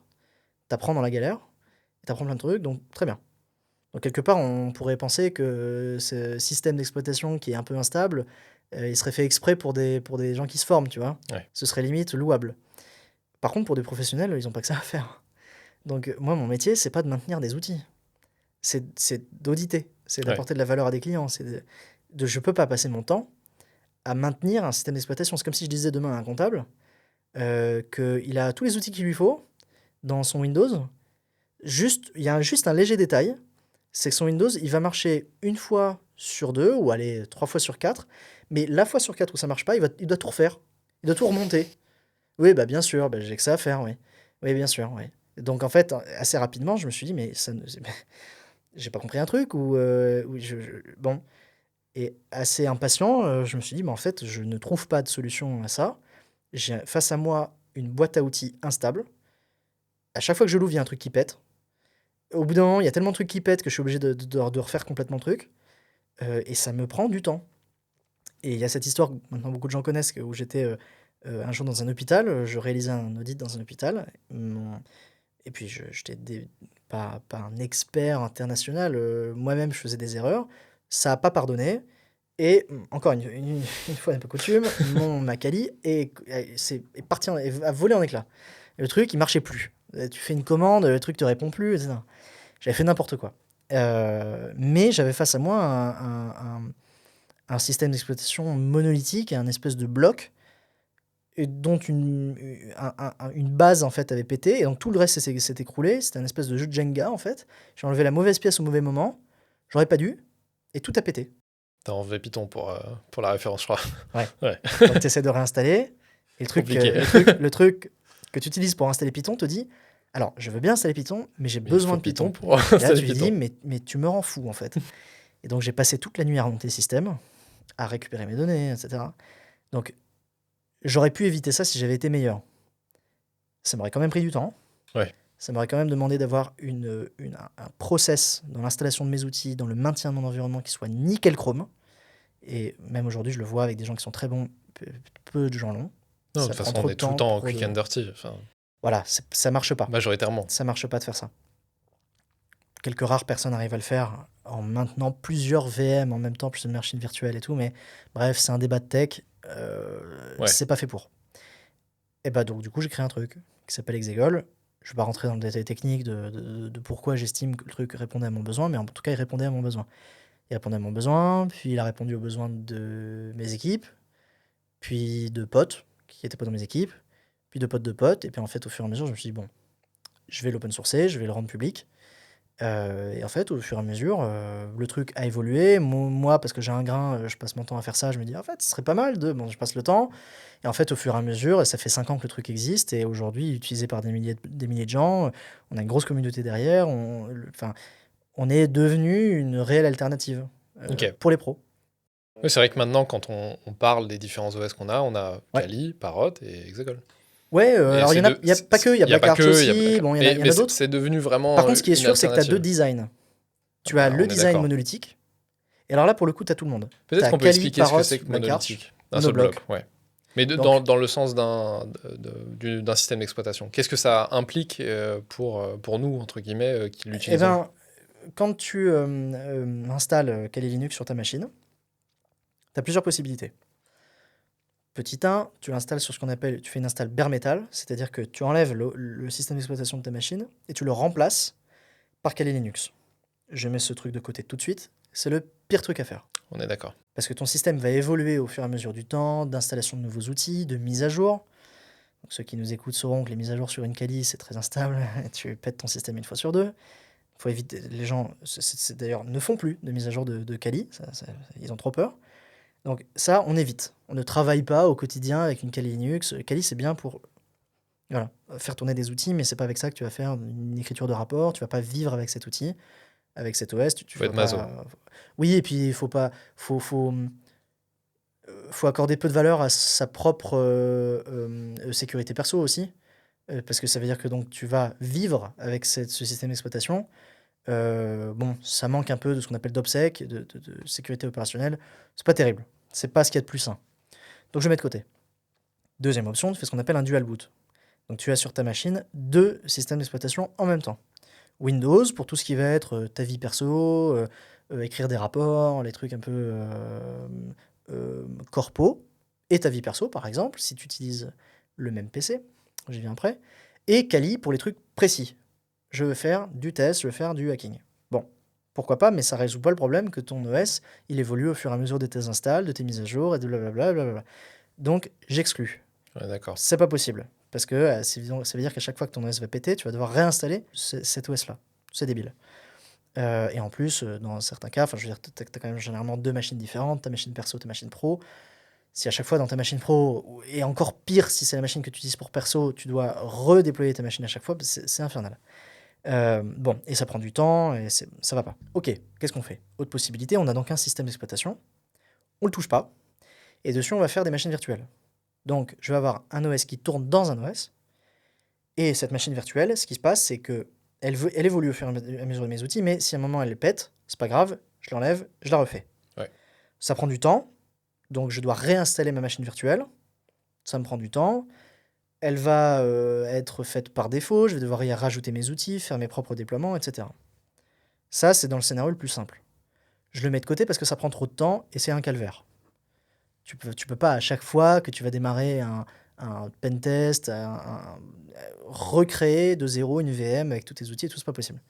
Donc, on va faire ce qu'on appelle de la snapshot. Ou alors, tu vas prendre une VM de base, tu vas mettre toutes tes configs dessus, et une fois que tu es content, soit tu fais une snapshot, donc tu sauvegardes l'état de cette machine virtuelle, soit tu juste touches plus à cette VM et tu la clones. Ok, Personnellement, ce que je faisais d'ailleurs, plein de pendant gens font ça. mes années de pentest. Donc, prenons le cas de la snapshot. Tu fais la snapshot. Nombreux sont ceux qui ont des snapshots qui parfois, hop, ça pète et ça marche plus bien. Donc, et puis de toute façon, c'est pas fait pour gérer la snapshot, elle est pas faite pour ça. Elle est pas faite pour prendre ton truc de départ, en faire une snapshot, redécliner sur 10 environnements parce que tu as 10 clients en même temps, ou alors tu as 2 clients, 2 labs, tu t'entraînes sur Rootme et sur Exobox, etc. C'est pas fait pour ça. Je mets ce système de côté parce qu'il est pas fait pour ça, il est un peu lourd et parfois ça cafouille. Et quand ça cafouille, bon courage pour aller le rattraper. Donc ça, non. L'autre système, c'est de la VM clonée. Et ça, en général, c'est donc l'alternative que beaucoup emploient. Pour ceux qui essaient de faire le job correctement. Donc, tu as ta VM, elle a atteint un niveau, tu as mis tous tes outils, toute ta config, tu es content.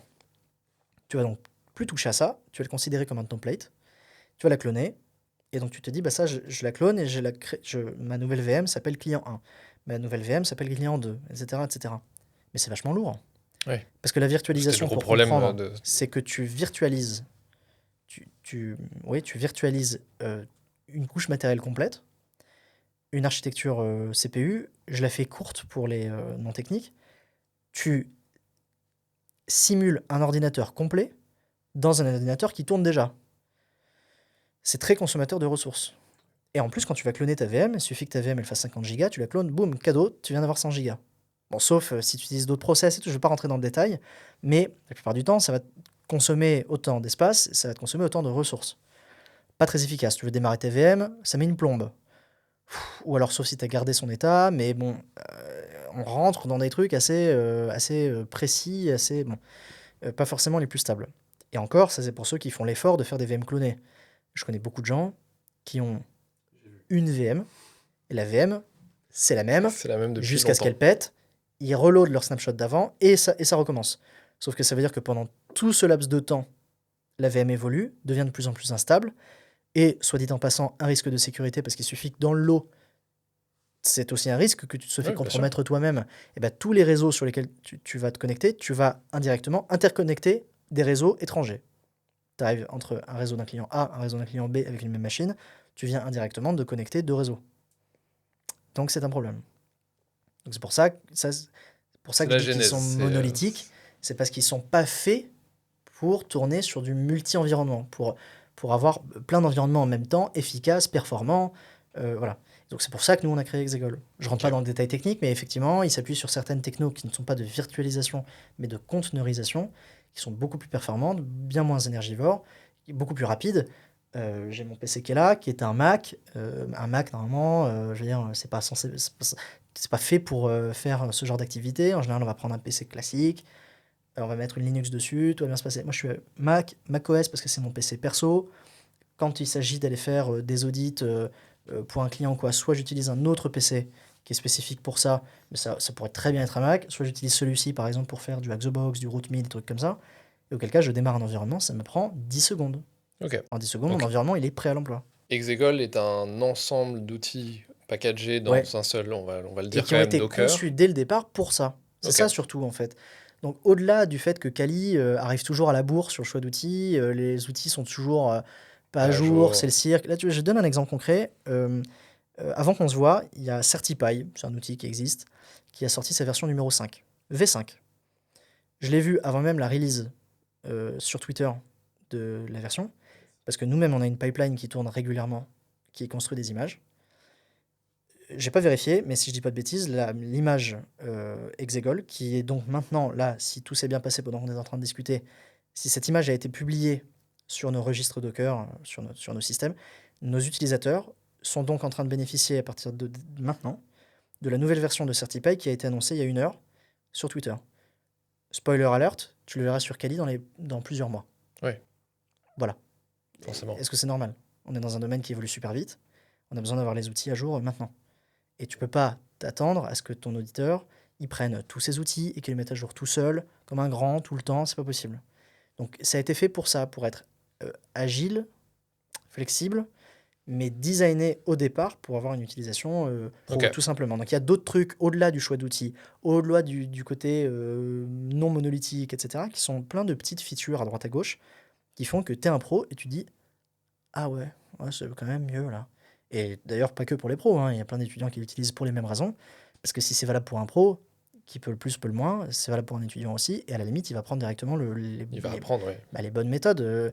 C'est normal d'utiliser un seul et même environnement pour deep test? Non, évidemment pas. Ça devrait pas. Non, ça devrait pas. Donc, prends le bon réflexe dès le début, sans que ça soit un calvaire pour toi, parce que le truc des VM, là, c'en est un. Tu peux théoriquement appliquer les mêmes principes, mais c'est un calvaire. Là, au moins, on a créé une solution. C'est pas la seule, hein. J'en ai pas en tête en sécurité offensive, mais Docker, c'est pas nous qui avons inventé ça. La conteneurisation, ça existait déjà. On s'est appuyé sur un truc qui existait déjà. Ça a ses limites sur 2-3 trucs, mais ça marche super bien. Ça fait des années que je suis dessus. Je suis pas revenu à Kali depuis un moment et je suis très bien. Et en fait, ça fait partie des projets que j'ai créés il y a quelques années, que j'ai continué de maintenir, que j'ai pu présenter à des gens. Le truc a pris aussi s'est popularisé. Les gens m'ont fait de meilleurs retours, ou parfois contribué, ce qui a donné du poil de la bête à cet outil-là. Et aujourd'hui, l'objectif, c'est d'aller créer une boîte autour de cet outil, On y vient. de garder une dimension communautaire, gratuite, Ok. mais de permettre aussi de viabiliser le projet, en fait. Parce que passer du temps bénévolement comme ça, c'est pas comme ça que tu fais les choses sérieusement. Là, l'idée, c'est de faire les choses sérieusement, de se donner les moyens pour permettre à des vrais pros, des entreprises ou des gens juste qui veulent être plus confortables au quotidien, de pouvoir le faire et d'ici, dans les mois à venir, d'avoir une vraie roadmap de développement. Ce qu'on avait à l'avenir, c'était best effort. Ah tiens, Ok. j'ai 2 heures ce samedi-là, tiens, je vais mettre du temps là-dessus. Mais ça marche pas sur le long terme. Qu'est-ce qui se passe le jour où en fait c'est plus ma priorité? D'ailleurs, ça l'a jamais été. On Ma a eu priorité, des ça a jamais été exemples ça. de projets open source où d'un coup. Bah oui, non. Donc, mais parce que la priorité ne peut pas être ça. Tu peux pas faire de ta priorité un projet qui te rapporte pas, qui te fait pas vivre, c'est pas possible. Ça marche pas ça. Donc, on essaye d'en faire notre priorité Ok. avec Mathieu Dramla, qui est mon Ton associé, associé, ouais. qui m'a rejoint presque au début du projet. Et aujourd'hui, sans lui, ce serait compliqué de faire ce projet. Il a très largement redesigné beaucoup de choses en bien mieux. C'est ce qui fait que ce projet a aussi pris voilà, du muscle. C'est grâce à lui. Et on crée cette boîte à deux. Et ça fait 1 an un peu qu'on bosse là-dessus maintenant. Au moment où on tourne cet épisode, c'est pas encore Pas sorti. encore release, ouais. Mais en tout cas, ce qui est sûr, c'est qu'on se donne les moyens, on essaye. Rien ne nous dit que les gens vont nous suivre là-dessus, parce qu'ils ont eu l'habitude de quelque chose qui était gratuit, qui était open source. Bien qu'on garde quelque chose qui est gratuit open source, il n'y a rien qui nous dit comment va être perçue l'offre du produit, en fait. Ok. Donc nous, on y croit fermement, parce que si ce produit marche d'un point de vue entreprise, ça permet en fait une roadmap de développement qui est dingue. Et en fait, sur les 5 dernières années, tu cumules tout le temps qu'on y a passé. On y a passé 6 mois. Je te le fais courte. Ok. Donc ça veut dire que d'ici à la fin de l'année 2025, ça veut dire que si on y passe tout notre temps, parce qu'en fait c'est notre priorité, et qu'on peut le faire parce que ça a une cohérence d'un point de vue business, tout Économique, simplement, ouais. et on peut vivre de ça, voire même recruter des développeurs, tu vois, j'en sais rien. Bah, ça veut dire que théoriquement, on pourrait avancer jusqu'à la fin de l'année 2025, autant, voire plus, que ce qu'on a fait sur les 5 dernières années. Ok. Parce que maintenant, le projet, on le connaît parfaitement. Parce que nous-mêmes, on a évolué aussi avec ça.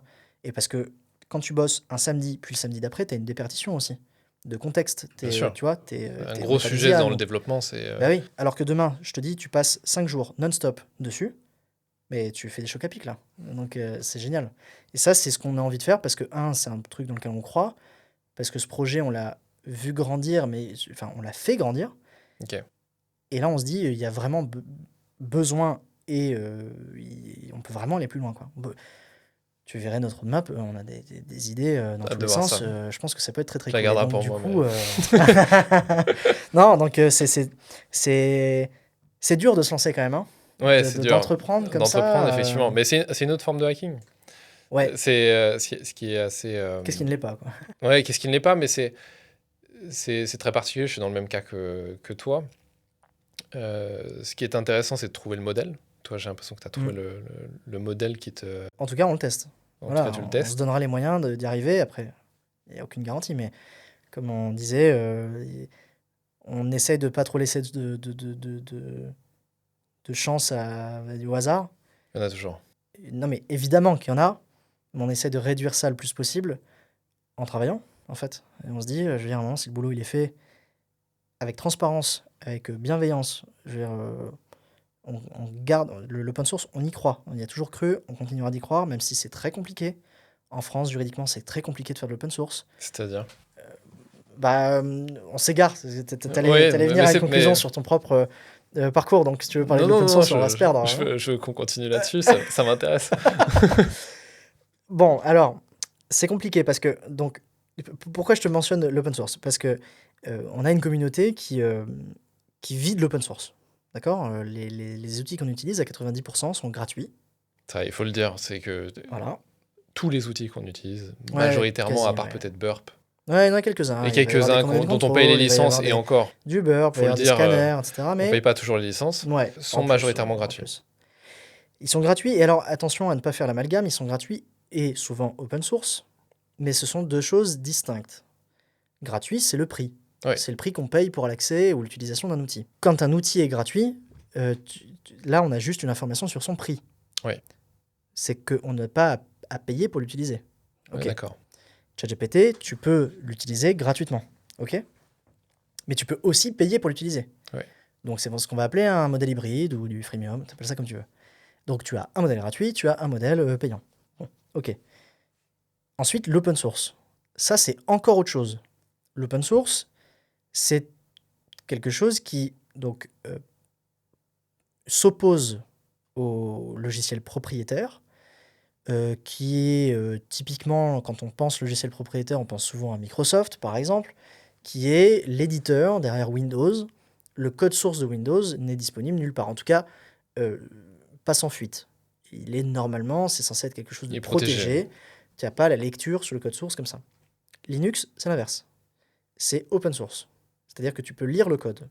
Et dans certains cas, tu peux contribuer au code. Disons, tu peux proposer des contributions au code. Tu peux dire, bah tiens, à cet endroit-là, dans le code source, je trouve que ça, c'est pas très optimisé ou que c'est pas une bonne idée. Donc je propose de faire différemment. Tu proposes. Après, c'est accepté, c'est pas accepté par les propriétaires du projet, mais tu proposes. Et ensuite, tu as la licence, une licence qui vient borner l'utilisation de ton code. Donc, en gros, cette licence vient dire, certes, le code est public, tout le monde peut le lire, mais tout le monde ne peut pas l'utiliser de la même manière. Ok. Par exemple, tu peux dire, lorsque mon code est utilisé par un autre code, je veux que, je sais pas, ma licence, avec mes crédits, avec mon nom, soit transmis.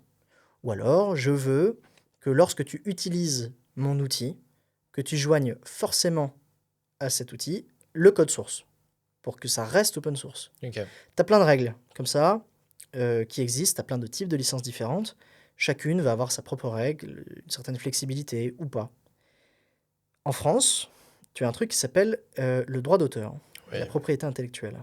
Quand tu contribues au code source d'un logiciel qui est open source, tu proposes une contribution, tu proposes une modification du code et tu vas toi-même écrire du code. Et Ouais. tu vas dire, voilà, là le truc il est en train de vérifier si le ciel est bleu. Ou voilà, le truc modifie si le ciel est bleu turquoise. Moi je propose de faire une modification, je l'écris, et la vérification c'est je propose si le ciel est bleu ou gris. Voilà. Cette création, cette proposition est une création, ouvre donc du droit d'auteur. Tu es auteur de quelque chose qui a une valeur. Ok. Voilà, ça t'appartient. En France, on protège l'auteur. C'est comme ça. Si tu veux que ton code soit utilisé derrière par le logiciel, par les propriétaires, qui vont fusionner, ce qu'on appelle un merge de pull request. Donc, ils vont prendre ta contribution, ils vont l'accepter. Donc, ton code va donc se retrouver dans le logiciel. Normalement, en France, c'est pas possible. Parce que tu ne peux pas céder gratuitement une Contribution, création. une création. C'est Ok. pas possible. Très bien. T'es pas censé avoir le droit de faire ça. Si tu veux le faire, tu peux, devant notaire. Donc, si on devait à chaque fois faire passer l'auteur d'une pull request devant notaire, Linux serait pas ce qu'il est. on s'en sortirait pas. Ouais, on s'en sortirait pas. Et ça, c'est que en France. Enfin, c'est que en France, peut-être dans d'autres pays, mais en tout cas aux États-Unis, c'est pas du tout la même logique. Ok. Aux États-Unis, tu protèges différemment. On Tu peux respecte très la bien. licence Ouais, affichée. non, et puis même, tu peux faire ce qu'on appelle signer un contributor license agreement. Donc en gros, c'est tout simplement un contrat que tu signes, toi, en tant que contributeur, où tu dis j'accepte que lorsque la contribution que je suis en train de faire, je lâche la propriété de ce truc et qu'on appelle ça, le droit d'utilisation, mais c'est un nom d'exploitation. D'exploitation. Ok. Et donc, par exemple, ça m'est arrivé une fois d'aller contribuer à un code d'une société américaine qui est très bien faite, qui a très bien ficelé son truc et tout, et j'ai signé ce contributeur license agreement, ce CLA. Mais en France, on peut pas faire ça. En France, si tu fais un CLA, t'es hors la loi. Parce que tu peux pas abandonner, tu peux pas faire abandonner comme ça la propriété, tu dois la racheter. Ok. Ça doit donner lieu à ce qu'on appelle une cession de DPI, une cession de droit de propriété intellectuelle. Est-ce que du coup, tu as basé ta boîte aux US? Non. Donc, Très bien. donc, c'est pour ça que je dis on a un modèle en tête, on a des idées, mais putain, on nous arrange pas. Hein. Et en France, faut bien se dire que si on continue, nous, entreprise, derrière Exegol, à faire de l'open source, c'est qu'on le veut. Hein. Ouais. Parce que franchement, on nous facilite pas le job. Hein. Ok. C'est très compliqué. Parce qu'on doit avoir tout un travail de backlog, c'est-à-dire qu'on doit aller chercher tous les anciens contributeurs, Tout le community individuellement, story. faire de la cession de DPI avec eux à chaque fois. Et à l'avenir, on T'en as s'imposera combien? de le faire. Ah ouais, non, je rentre pas dans les chiffres parce que ça va me déprimer. Mais tu te rends compte de la lourdeur Ouais, je du comprends. truc? On nous arrange pas. Hein. Donc, en France, c'est très compliqué. Ok. Et demain, en fait, le problème, c'est que demain, si je base ma boîte aux US, déjà, bon, quel calvaire. Ensuite, avec l'actualité récente aux Je comprends. États-Unis, je suis pas sûr d'avoir envie de mettre aux États-Unis une boîte qui a aussi pour une de ses vocations de faire de la recherche technique. Ça, c'est le premier point. Ensuite, on va nous le reprocher. Parce qu'en France et en Europe, il y a un mot qu'on aime beaucoup, c'est la souveraineté. Oui. Donc, faire de la souveraineté pour de la souveraineté, ça sert à rien. Parce que malheureusement, on mène un combat qui est inégal. Et on le voit dernièrement avec des boîtes qui sont vendues aux US parce que parce qu'on était tellement souverain en France qu'en fait cette boîte elle n'a jamais été vendue en fait. Et le seul repreneur, c'était un Américain. On lui casse du sucre sur le dos à l'entrepreneur, mais en attendant, il n'a jamais eu de repreneur français. Parce qu'en France, on n'achète pas du logiciel, on achète du service. Ouais. C'est très compliqué. Donc, on n'avait pas trop d'autre choix que d'être français. Parce que nous aussi, au-delà de ça, après avoir dit ça, Envie de vivre on en croit France, quand hein. même dans la souveraineté. Ouais. On aimerait, autant que faire se peut, ne pas avoir de financement américain et tout, mais après, tu fais face quand même à une réalité entrepreneuriale qui est que en France, si les gens n'investissent pas, les gens n'investissent pas, et donc toi derrière, tu raques. Donc, mais en tout cas, encore une fois, le débat, c'est on se donne les moyens. On croit dans l'open source, on veut faire de l'open source, on fait de l'open source. Ça veut dire qu'on va faire de la cession de DPI, qu'on va faire de la qu'on appelle ça de la rétrocession, on va Ok. devoir mettre en place de la cession à chaque fois, qu'on va devoir émerger une contribution importante et tout, c'est compliqué. Mais on essaye, on se donne un modèle, on le fait en France, on assume, on est en France, notre base d'utilisateurs aujourd'hui, elle est française. Ok. On veut s'internationaliser, on va s'internationaliser, pas de souci. Mais on est français, on paye nos impôts en France, on paye beaucoup, mais on est français, on a un système dans Ouais, lequel, cher. dans Je une certaine mesure, comprends. on croit. Sinon, on aurait cette discussion en anglais et on serait pas ici. Je fais la même chose. Toutes mes boîtes sont Donc, en France. voilà, c'est pour ça que je te dis, on cherche à hacker le système, mais bon, le système, il est comme il est. On peut pas le refaire. Et c'est pour ça que, voilà, après avoir dit qu'on a un modèle et on croit dans ce modèle, ou en tout cas on essaye, on se donne les moyens, on s'expose aussi à un marché. On est curieux de voir si les utilisateurs vont nous suivre, en fait. Est-ce que, est-ce que l'utilisateur en face, il va se dire, bah ouais, 20 balles par mois, je les mets. Parce que c'est pas grand-chose, 20 balles par mois. Moi, je les Ok. mets. Tu vois, je l'ai mis sur d'autres outils. Parce que je trouvais ça plus confortable. Ou est-ce que le mec va se dire, non, cet outil avant, je le Il payais était pas, je vois pas gratuit. pourquoi je le paierais Ok. maintenant. Et moi, je vais te dire pourquoi tu le paierais maintenant. Mais ça, C'est ta perception de la voilà, chose. c'est Ouais. ma perception. Donc maintenant, est-ce que lui ou elle a la même perception en se disant, bah, mettre les 20 balles par mois, c'est soutenir le développement d'une boîte qui fait de l'édition de logiciels. Ce sont des éditeurs, ce sont des développeurs, ce sont des mecs qui se cassent la tête pour garder le truc open source. Ce sont des mecs qui cassent la tête pour avoir une roadmap qui est conséquente et pouvoir la mener à bien, et plutôt rapidement. Et quelque part, mettre les 20 balles par mois, c'est aussi s'ouvrir la possibilité que dans 6 mois, le mec, il a un soft qui est pas le même, hein, Ouais. qui est 3 fois plus important. S'il aimait pas, eh ben, écoute, il économise 20 balles par mois, mais en attendant, le projet, peut-être qu'il atteindra le niveau dans lequel il aurait été 3 mois après, dans 3 ans, s'il atteint ce niveau. Et qu'est-ce que tu offres du coup pour peu importe la contribution que tu demanderas, qu'est-ce que tu offres entre guillemets sur Execol? Quoi, pour les contributeurs? Pour les personnes qui subscribent à ton Ah oui, d'accord. En au fait, software. déjà, le débat, c'est de remettre l'église au centre du village. C'est pas parce que c'est open source que ça n'a pas de valeur. On est d'accord. Voilà, c'est-à-dire que demain, quelqu'un qui contribue à quelque chose d'open source, ça a de la valeur, ça. Il a passé du temps. Il a créé quelque chose. Ouais. Faut le valoriser. Donc, c'est trop facile de dire ce soft est open source, je le prends, je l'utilise, je regarde plus derrière. Non, c'est pas la raison d'être de l'open source. Il y a plein de raisons d'être. C'est la transparence, c'est la contribution communautaire. Si on fait le truc ensemble, c'est certainement pas de permettre à des gens d'être des espèces de sangsues et de jamais regarder derrière et de ne faire qu'utiliser. Bon, il se trouve qu'en pratique, c'est ce qu'on fait. Donc le premier sujet, avant même de parler perks, les bénéfices que tu as en payant la solution, le premier point, c'est déjà de valoriser, de dire, t'es pas obligé de contribuer au code source. T'es pas obligé d'aider à faire savoir la solution. T'es pas obligé d'aider tes pairs quand ils ont des problèmes. T'es obligé de rien. Mais déjà, on va faire un truc. C'est que si tu utilises une solution comme la nôtre, on s'est cassé la tête et qu'on se casse la tête tout le temps à maintenir, tout le temps, on pense que ça, c'est notre priorité. On a des outils derrière, on a des infras derrière, on a des process derrière. Ça vaut pas rien de faire ça. Si tu veux en bénéficier, dans un usage qui toi-même te fait générer du profit, parce que c'est ton job, ou Comme les parce que boîtes tu es de une pen boîte, test. voilà, ou parce que tu es un indépendant, ou parce que tout simplement tu es salarié d'une boîte et utiliser cette solution sera plus confortable pour toi, c'est une forme de profit, et ben dans l'idée, il faudrait que tu payes. Ça a Ok. une valeur, en fait. Je passe pas mon temps, moi, pour te faire gagner le tien, pour que tu génères du profit. Alors, idéalement, si, j'aimerais que tu génères un maximum de profit avec ce que je fais, Mais si on peut, à la limite, nous en percevoir une partie infime, bah, c'est ce qui va permettre de rendre le projet viable. Donc le premier point, le premier bénéfice, c'est pas tant un bénéfice, c'est de remettre l'église au centre du village, de dire sur des offres pro et entreprise, ce sont les deux offres dans lesquelles, si tu as un usage commercial profitable, eh ben, normalement, tu es censé avoir une licence. Si ton usage, t'es un étudiant, tu découvres, tu testes, tu apprends, alors là, pas de souci, tu passes sur l'offre community, elle est gratuite. Très bien. Ok. Comme J'ai Beurre, pas par de souci avec exemple. ça, t'apprends, on va pas te demander jour 1 de contribuer tout de suite. Ok. Si tu es contributeur, ta contribution a une valeur. Si tu viens de corriger une lettre dans un mot dans la doc, ça n'a peut-être pas autant de valeur que quelqu'un qui nous a créé toute une fonction d'insta d'un outil quelque part. Donc on va avoir un travail de valorisation, d'évaluer la valeur qu'a la contribution de la personne.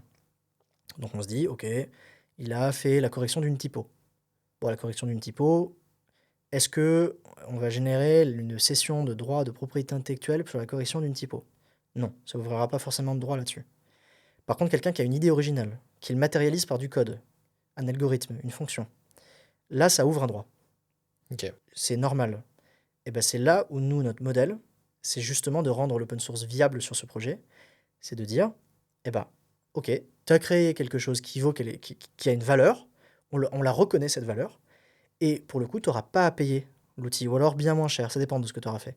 Mais si tu as fait quelque chose qui a une valeur, il est normal. En fait, tu as fait ta part. C'est une forme de bounty, en fait. Oui.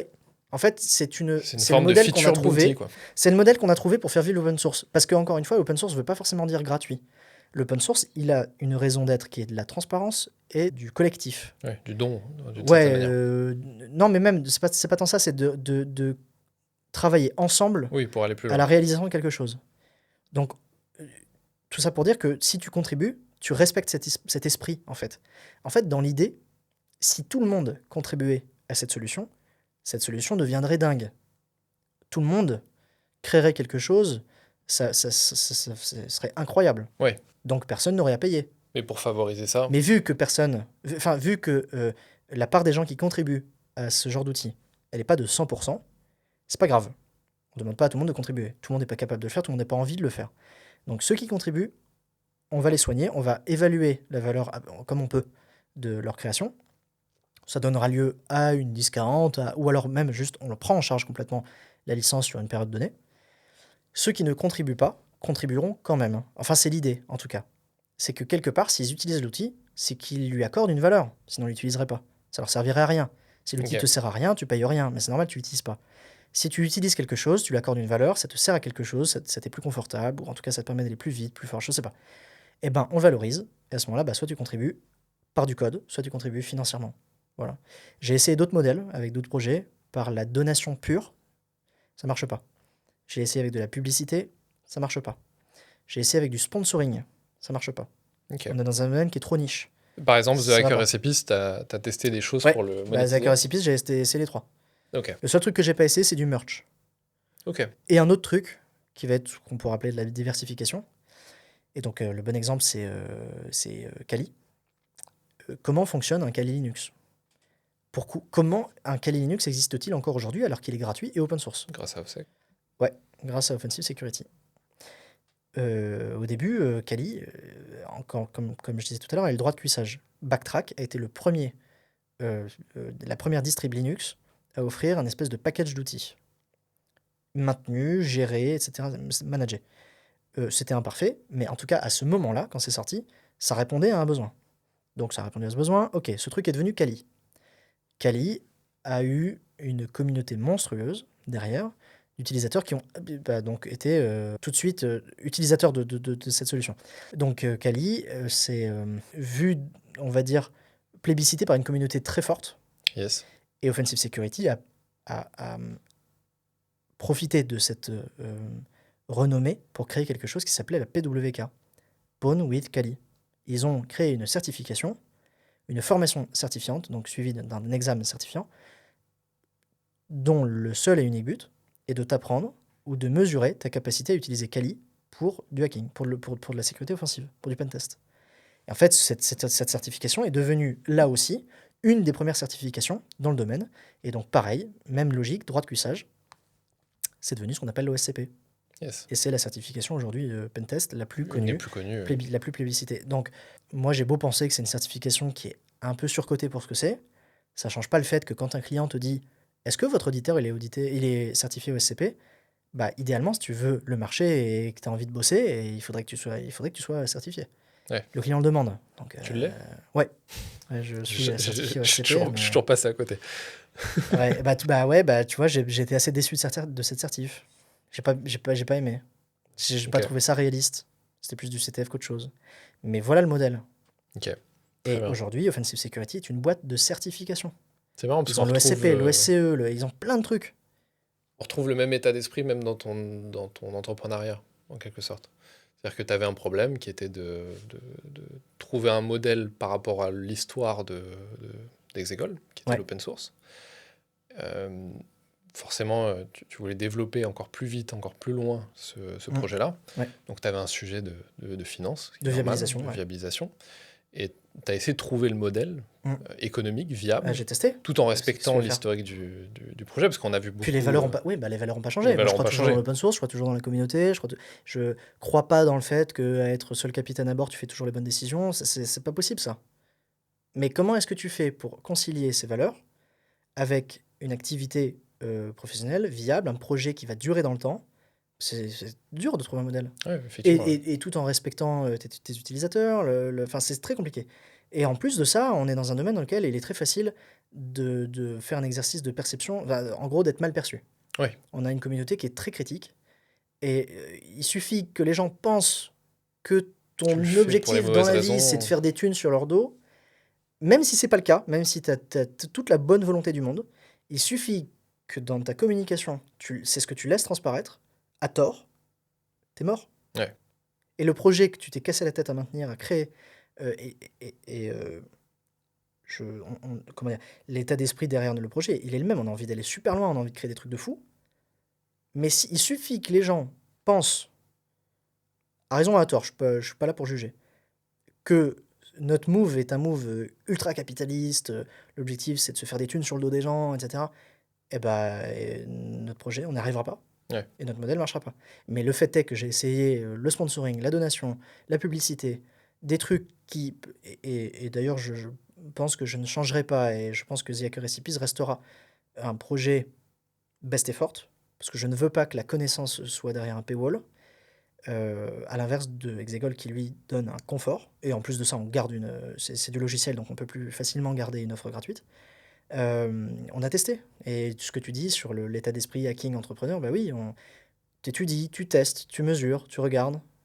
Voilà. Et ce qu'on fait avec Exegol est un énième test. Ça peut marcher, ça peut ne pas marcher. J'ai bon espoir que les utilisateurs vont nous suivre et croire dans ce projet, et auquel cas, on va faire des trucs de fou.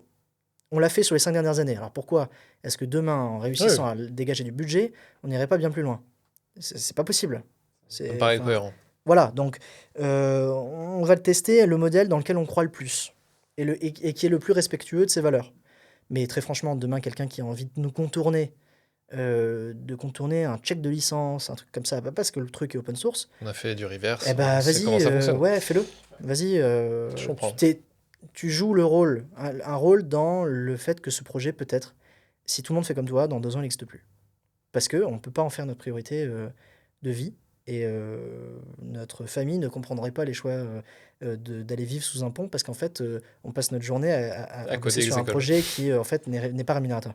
Donc, j'ai moi aussi des factures à payer, et j'ai essayé d'aller voir le banquier en lui disant « Mais oui, mais je contribue à l'open source », et il n'a pas compris.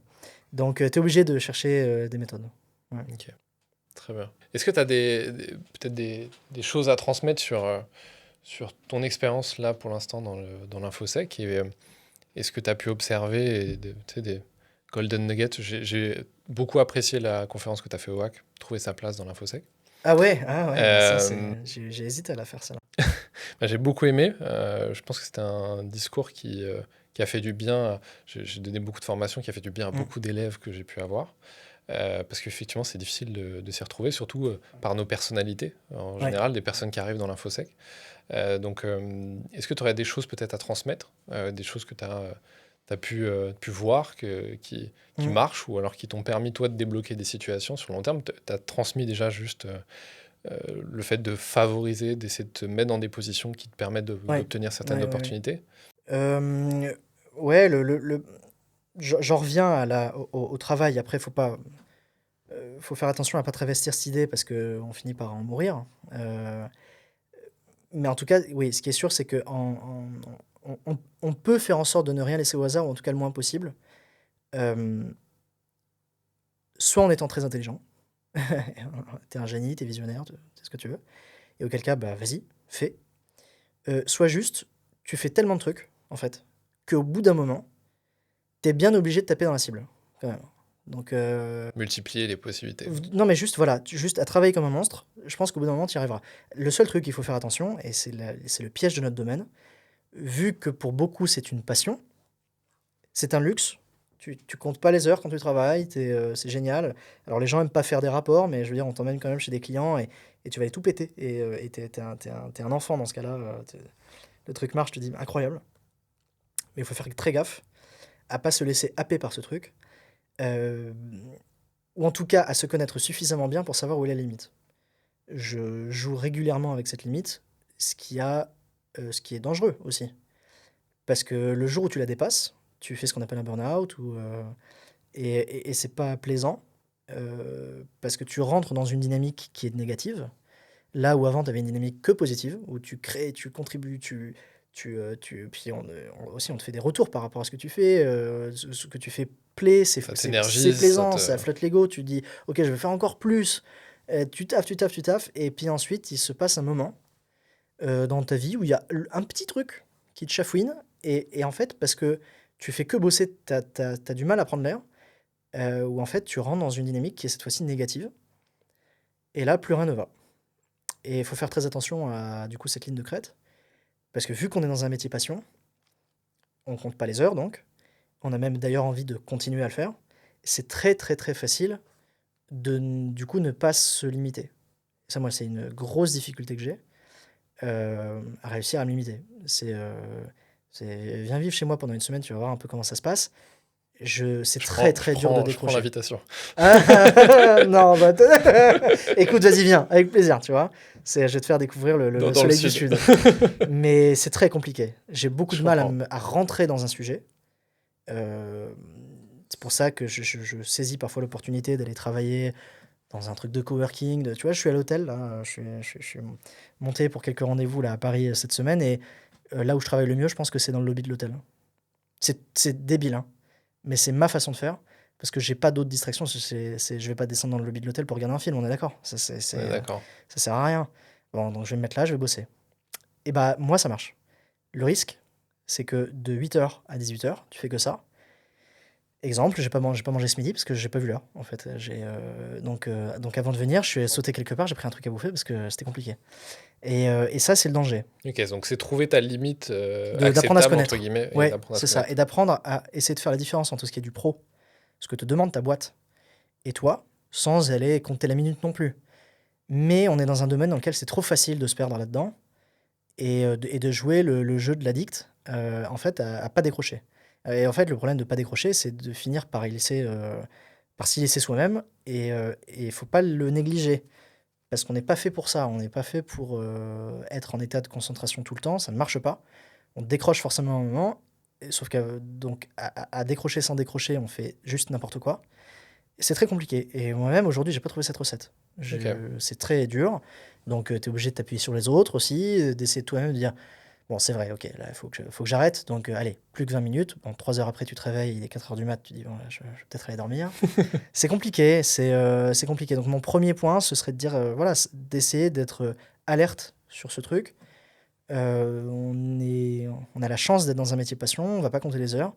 Pour autant, il faudrait réussir, et c'est un travail très personnel, à trouver cette limite. J'ai des potes qui la trouvent très bien, et je suis en admiration là-dessus. Parfois, je me dis, je suis content d'avoir cette addiction, ce truc, parce que je réalise des trucs. Bref, enfin bon, en fait, au final, qui compte? Tu vois? Ok, Ok, j'ai fait un projet de t'as cette plus. dualité. Ouais, ok, bon, ok, bravo. Enfin, Ok, je fais 3 projets de plus. Ben ouais, super.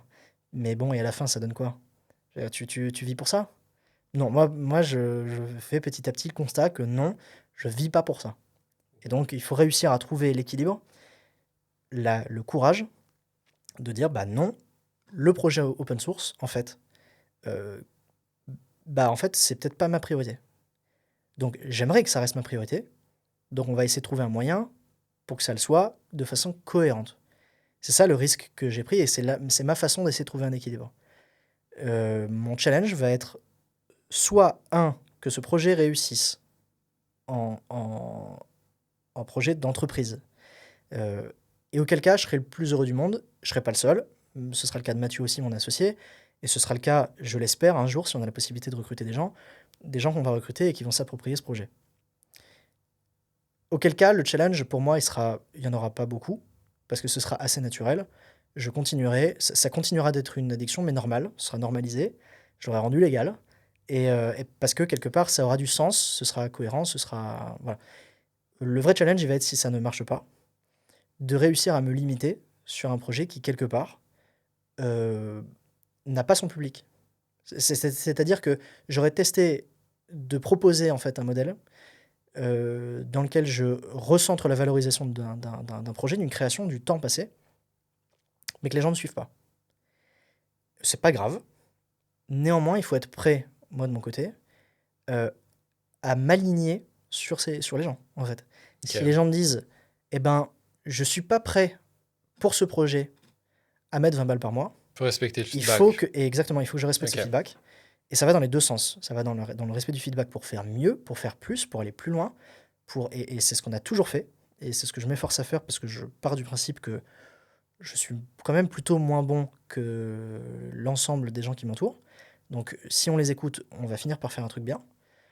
Mais si la conclusion à tout ça, c'est dire non, moi individuellement, je ne suis pas prêt à mettre 20 balles par mois, ou à en tout cas défendre le projet auprès de ma boîte pour qu'elle-même mette X euros par mois, ben, quelque part, moi, ça me donnera une leçon dont la conclusion sera, bah écoute, Charlie, mets-toi à niveau. Il faut donc que tu ne sois pas prêt à y passer 100% de ton temps. Et ça, est-ce que je suis prêt aujourd'hui à ça? Je sais pas. Probablement pas. C'est peut-être pour ça que je me casse la tête à créer une boîte. Et tu sais comme moi que c'est une aventure. C'est une aventure. Voilà, On s'arrêtera là. ça demande du boulot. Mais si tu as la bonne motivation pour le faire, tu le fais, ça voit le jour. Notre boîte est, comme je te disais tout à l'heure, fraîchement immatriculée et c'est toujours des étapes administratives en plus et tout. T'es content. C'est sûr que quand tu déposes le capital de la boîte, là, tu dis ah, Ça commence ouais, à se bon, concrétiser. ouais, ça se concrétise, mais c'est aussi ça demande du courage, ça demande une prise de risque et tout.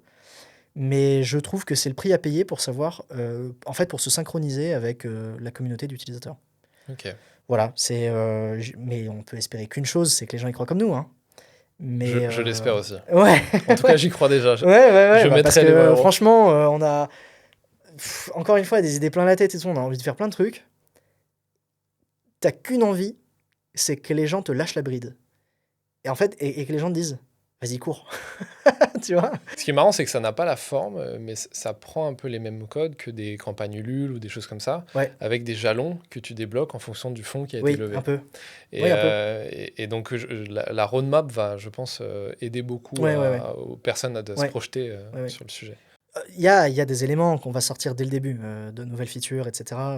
Je veux pas m'avancer tout de suite parce qu'on est encore en train d'ajuster les trucs qu'on va release tout de suite, les trucs qu'on va pas release tout de suite et la façon dont on va le release parce que, soyons francs, il y a une stratégie au milieu de tout ça qui est comment faisons-nous pour onboarder un maximum de gens, que les gens y croient et que les gens nous suivent.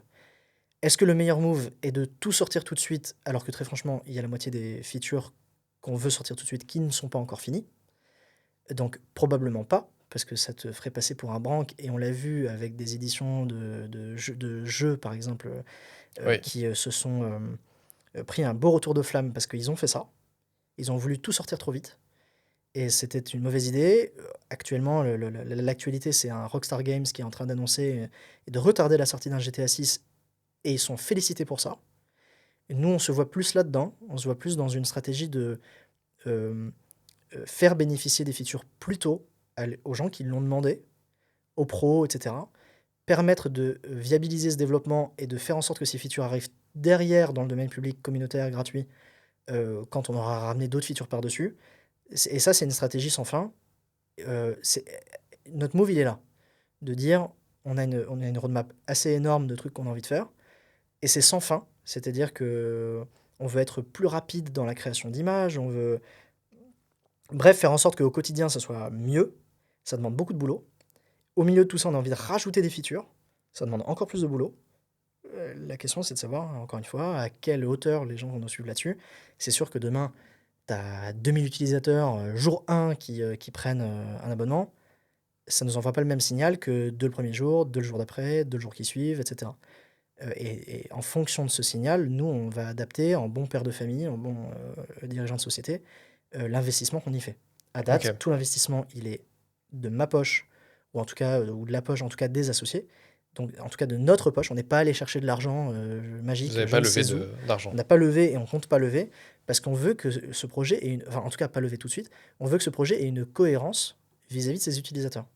Ok. S'il y a 2 utilisateurs qui y croient, on s'oblige à s'adapter pour que notre stratégie de développement soit alignée avec ces 2 utilisateurs. Si c'est 2000, bah 2000, je te le dis, on recrute un mec et là, on va bien plus loin. Ok. Là, on fait des trucs. Ça dépend, en fait, une fois qu'on l'a sorti, le truc, ça dépend un peu de nous, mais ça dépend surtout des gens. Et quand tu prends le crowdfunding comme exemple, c'est un bon exemple, mais qui malheureusement, je vois, est limité à plein d'égards parce que ça te donne une espèce de course contre la montre. Tu prends une espèce d'engagement dans le temps, Ouais. ce que nous, on n'a pas envie de faire. Nous, on a envie de gagner un engagement de valeur, de principe, et on a déjà fait nos preuves là-dessus. Faut-il plus que 5 ans à passer nos soirs et nos week-ends sur ce projet pour prouver où notre esprit est placé, où sont nos valeurs et que le job, on le fait? J'espère pas. Auquel cas, normalement, j'espère que les gens croiront en notre bonne foi et dans notre bonne volonté, et auquel cas, on n'a pas besoin de prendre un engagement sur le temps. Et auquel cas, on développera pour les bonnes raisons. Pas parce qu'on a une date, mais parce que on veut aller loin et que les gens savent qu'on veut aller loin. Alors que le crowdfunding, malheureusement, il a aussi cet engagement de temps. Ouais. T'as une deadline. Et les gens t'attendent là-dessus, ils t'attendent sur le timing. Moi, je l'ai vu, je t'ai ramené un Flipper Zero là, pour Ouais. montrer.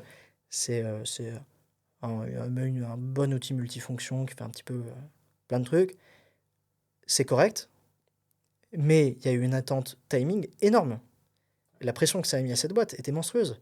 Alors que si cette boîte avait pas dit grand-chose, avait trouvé un modèle similaire et qu'ils avaient pu développer au fur et à mesure, un peu à la japonaise, tu sais, je te fais une version, puis une version 1, puis une version 2, puis une version 3, puis une Lean version 4, et à startup. chaque fois c'est de mieux en mieux, ça aurait été pas mal. Bon, est-ce que ça aurait marché de la même manière? Rien ne le dit. Probablement pas d'ailleurs. Mais en tout cas, nous, on essaie de trouver un modèle qui soit plus cohérent par rapport à nos valeurs, en fait, tout simplement, et par rapport à ce qu'on a envie d'apporter. Est-ce qu'on a envie d'apporter un truc vite ou est-ce qu'on a envie d'apporter un truc bien? On a envie d'apporter 10 trucs bien. Donc voilà, donc, Ok. on essaie ce modèle. Très bien. Bon, Charlie, je viens de voir l'heure et je crois qu'on a parlé pendant un certain nombre de minutes. Ok. En tout cas, c'était très très intéressant. Je pense qu'on a bien exploré Ouais. l'esprit hacker pour ce premier épisode, qui je pense sera peut-être un des plus longs. Mais de manière générale, je suis très content d'avoir eu cet échange avec toi parce que ça nous a permis de dégrossir Ouais, pareil. énormément le sujet. Et j'ai Et c'est rare de bien trouver en- des gens, en l'occurrence, je le dis pour les gens qui nous écoutent et qui te connaîtraient moins, c'est rare de trouver des gens dans le domaine qui entreprennent. Des gens qui se mettent à leur compte, qui sont freelance ou une espèce de salariat déguisé, parce qu'en fait, ils font 100% de leur mission chez un seul et même client. Bon, ok, ils sont indépendants, mais ils sont pas réellement indépendants. Demain, la mission s'arrête, ils sont dépendants. Des gens qui entreprennent réellement, qui veulent créer des trucs, dans notre domaine, dans l'infosec, on n'en voit pas beaucoup. Et donc, j'avais aussi cette curiosité d'aller venir discuter avec un mec comme toi. Et bah, ça fait plaisir, pour plaisir le coup, de voir des partagé. gens qui partagent un peu cette fibre de prise de risque et de création de valeur. Ouais, ça court pas les rues et ça